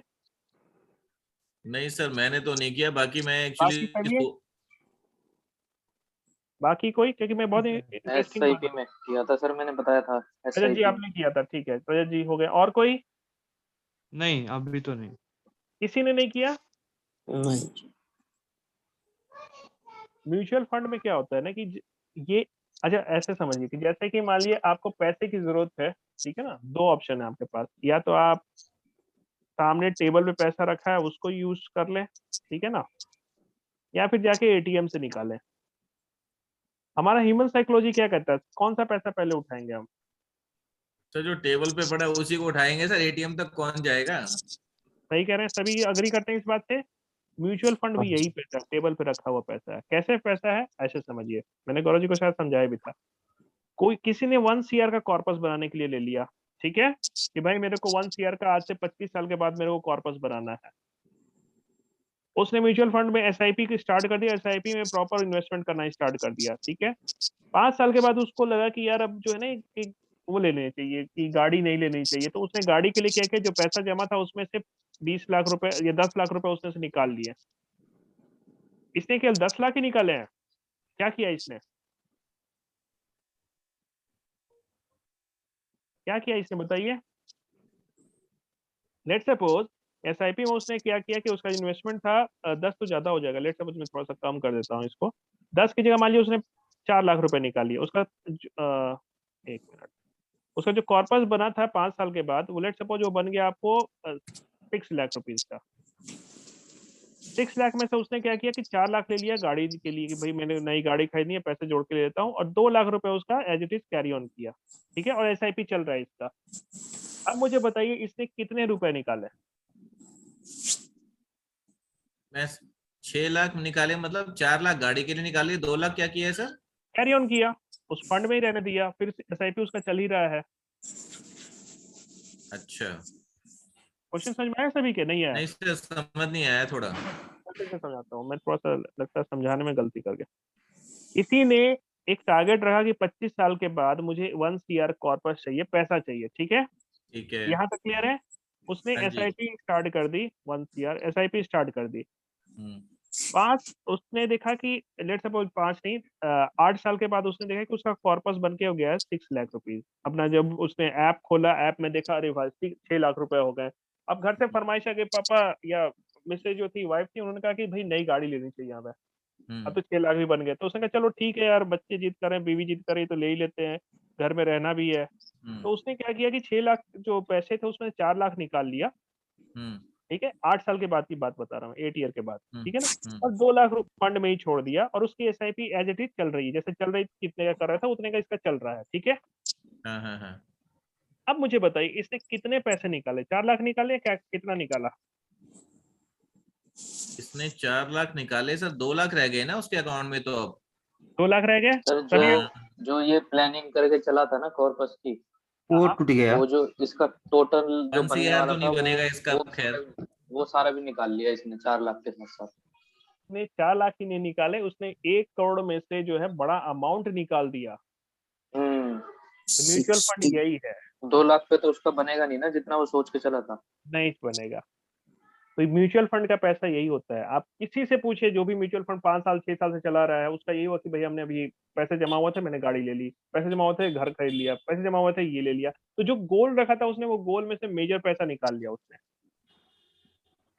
तो 4 लाख ही नहीं निकाले उसने, उसने अपने गोल में से 10 से 20 लाख रुपए निकाल लिए।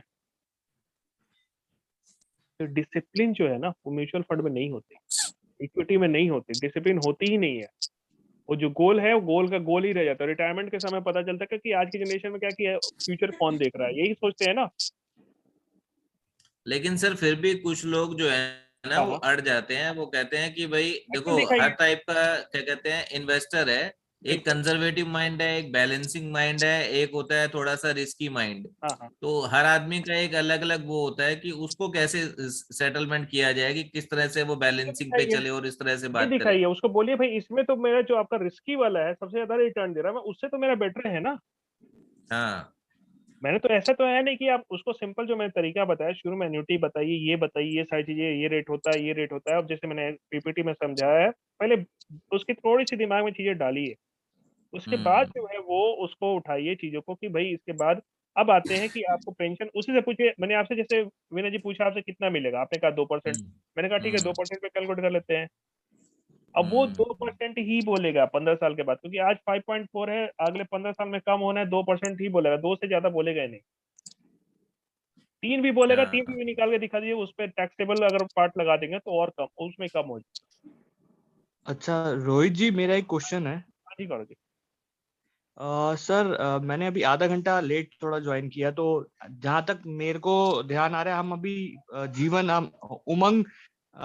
जीवन उमंग की बात कर रहे हैं, पॉलिसी की, yes yes. Right.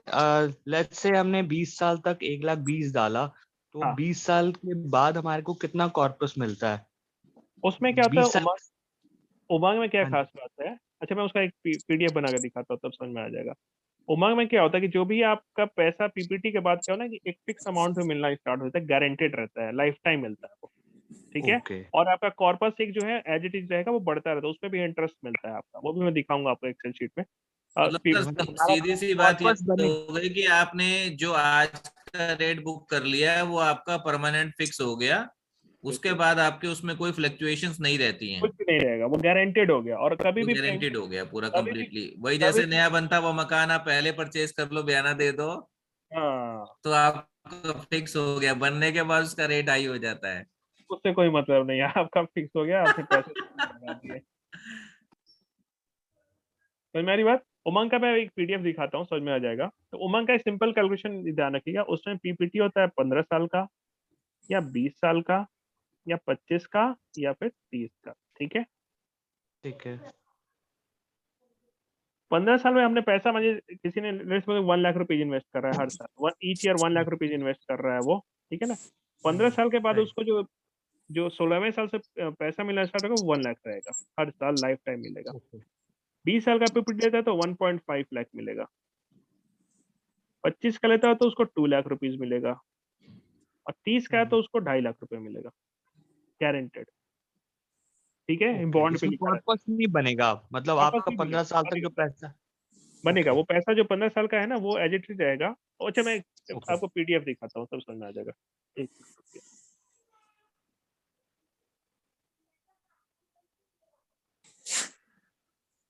Let suppose कोई बंदा है 35 ईयर का है, ठीक है ना, उसने 15 साल का पीपीटी ले रखा है,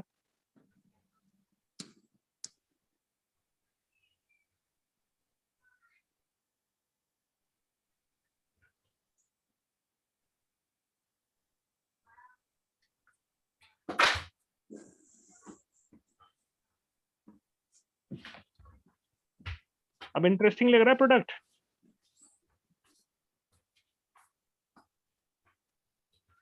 प्रोडक्ट इंटरेस्टिंग लगा कि नहीं लगा आप लोगों हाँ को? जी सर, हाँ जी।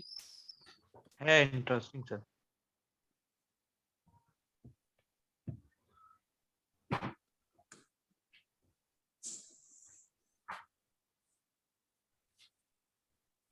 एक मिनट दीजिएगा, मैं प्रेजेंटेशन दिखा रहा हूँ।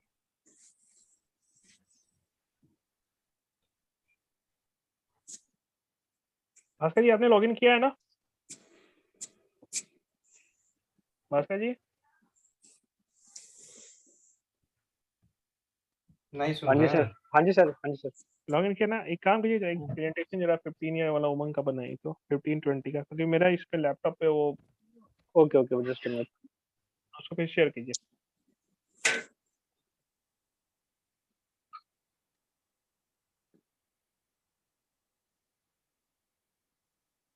क्या है ना कि प्रोडक्ट जो हमारा है वो अच्छा है या बुरा है, वो डिपेंड करता है हम कैसे उसको प्रेजेंट करते हैं।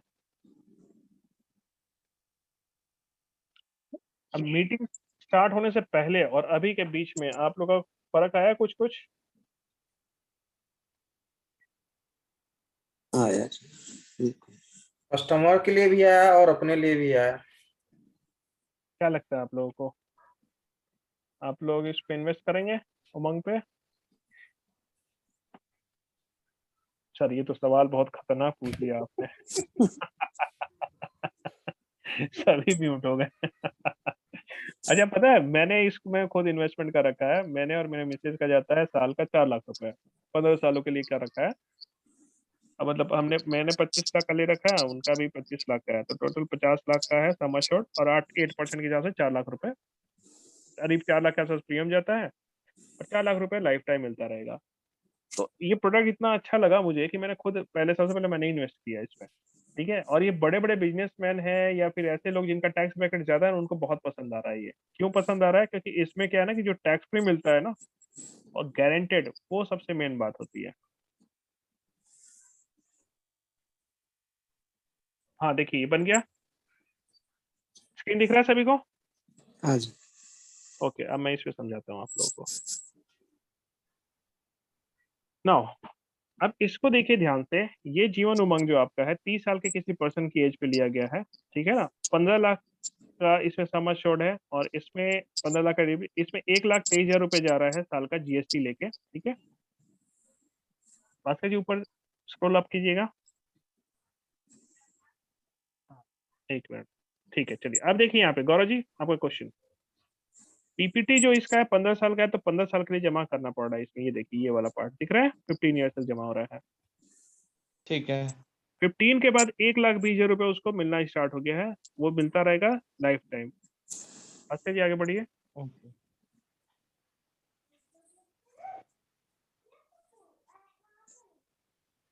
ठीक है, अब भास्कर जी आगे। हाँ अब ये देखिए ध्यान से, ये जब तक उसकी एज है 82 85, जब तक वो सर्वाइव कर रहा है उसको मिलता रहेगा। देख रहे हैं आप? 1,20,000 रुपए, 1,20,000 रुपए हर साल उसको मिल ही रहा है। करो जी, दिख रहा है? ओके। हाँ जी। चलिए ये तो हो गया हमारा। सेकंड, 100 ईयर्स तक का इसका रहता है, 100 ईयर्स तक मिलता है इसमें, जो 100 ईयर तक सर्वाइव करेगा उसे 100 ईयर तक मिलेगा। ठीक है, सेकंड फिर क्या होता है आपका, इसमें आपका फर्स्ट पेज पे है भास्कर जी, ये आपका फर्स्ट जो है, लाइक। सेकंड पे जाइए, सेकंड पे, ये आपका जो है कैश वैल्यू कहते हैं। Cash value in the sense क्या होगा कि ये देखिए यहाँ पे आपका, ये पीपीटी के दौरान का हो गया, इसको छोड़ दीजिए क्योंकि हमें पेंशन से मतलब है, मैं उसके बाद के साथ, ये देखिए हर साल इंक्रीज हो रहा है, दिख रहा है आपको? ये कैश वैल्यू कभी भी बंद कराते हैं आपको इतना अमाउंट मिल जाएगा। पहले साल 23 लाख का हो रहा है, फिर 26 लाख, 27 लाख, 28 लाख, 29, 30, 31, 33, 35, 37, 40 लाख। आगे चाहिए भास्कर जी। ये कॉर्पस भी आपका बढ़ता रहेगा, देख रहे हैं गौरव जी? इतना लॉन्गर ओके। कॉर्पस होगा, 73 ईयर पे आपको 1 ईयर का हो जाएगा ये कॉर्पस, 75 पे 1 का ये हो गया आपका। क्लियर है? तो अगर ओके। कोई बंद कराता है तो उस जिस एज पे बंद कराया उस एज का वो कैश वैल्यू उससे मिल जाएगा। ठीक है। समझ में आ रही बात? और राइट। फर्स्ट सेकंड पे भास्कर जी,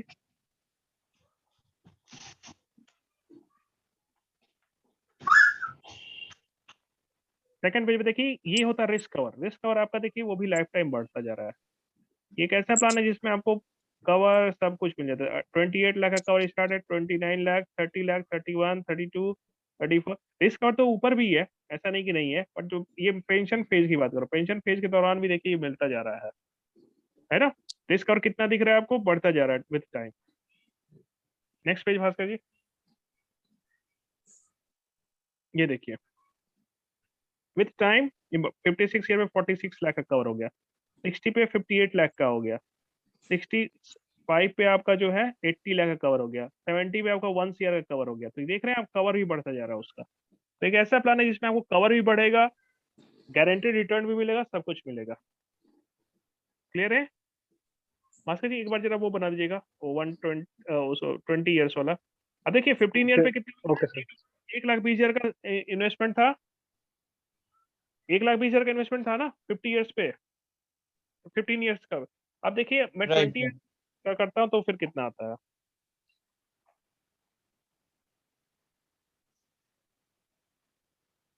अब एक बात बताइए, अगर आप एक कस्टमर को समझाइएगा अच्छे से प्रॉपर वे में, तो क्या कस्टमर लेने को तैयार होगा?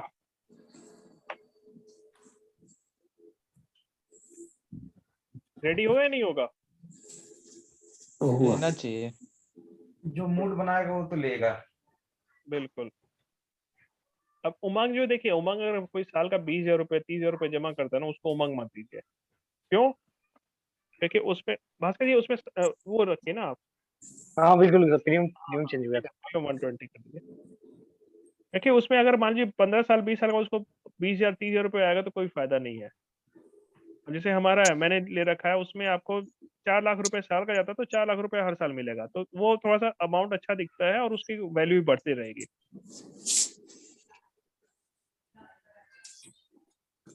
आपने 4 लाख रुपए साल का ले रखा है? हाँ मेरे और मेरे मिसेज का है, 2-2 लाख का है। अच्छा, 2-2 25-25 लाख। 25-25 का समझ पड़े, 4 लाख का अगर ले ही इंश्योरेंस ही ले लेंगे तो फिर तो बाकी काम कैसे होगा?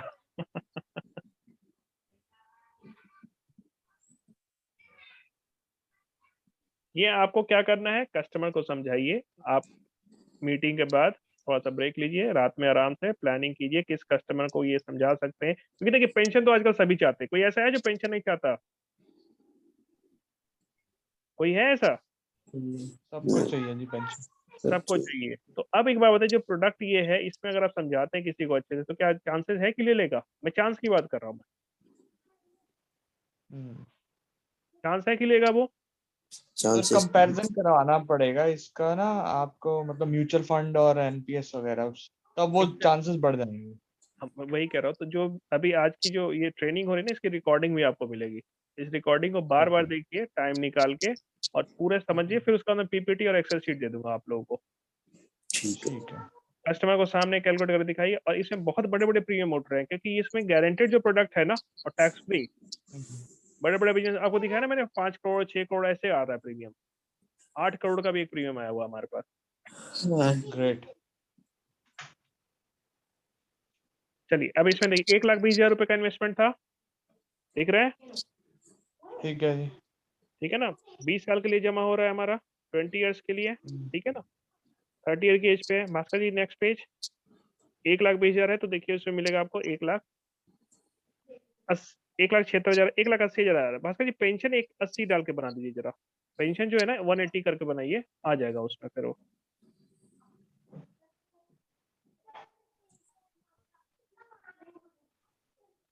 चलिए इसी में बता दो, कोई बात नहीं, 180 करके बनाइएगा तो आ जाएगा उसमें। 1,76,000 का इसमें पेंशन मिल रहा है, तो वही करीब 1,80 के आसपास।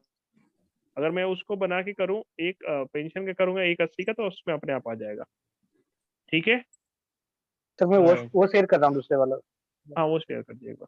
सर मेरा क्वेश्चन ये है, लेट्स से हम 1,20,000 करवा रहे हैं हाँ जी। पर ईयर, और 20 साल में ये हो जाता है अराउंड 24 लाख।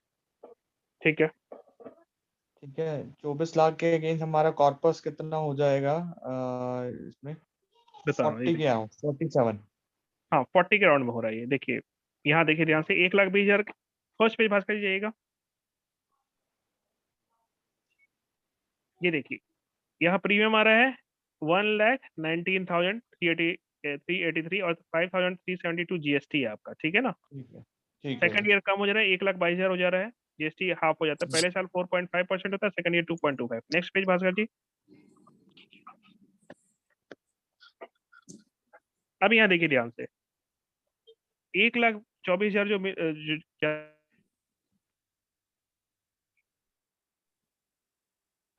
यहाँ इसमें देखिए आप ध्यान से, आप तो 1,80,000 रुपये यहाँ पे मिल रहा है आपको। भास्कर जी एक बार रीशेयर कीजिएगा प्लीज, क्योंकि वो पेन वाला ऑप्शन हट गया, एक बार रीशेयर कीजिए।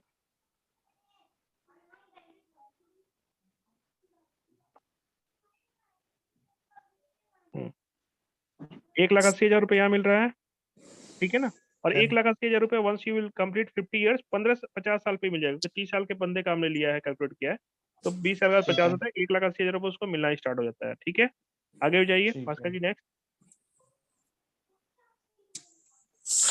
1,80,000 रुपये आपको मिलता जा रहा है, दिख रहा है ये। और गारंटेड टैक्स फ्री, ये सारा कुछ टैक्स फ्री है, जो पैसा इस पे दिख रहा है, अमाउंट दिख रहा है, सारा टैक्स फ्री, ठीक है।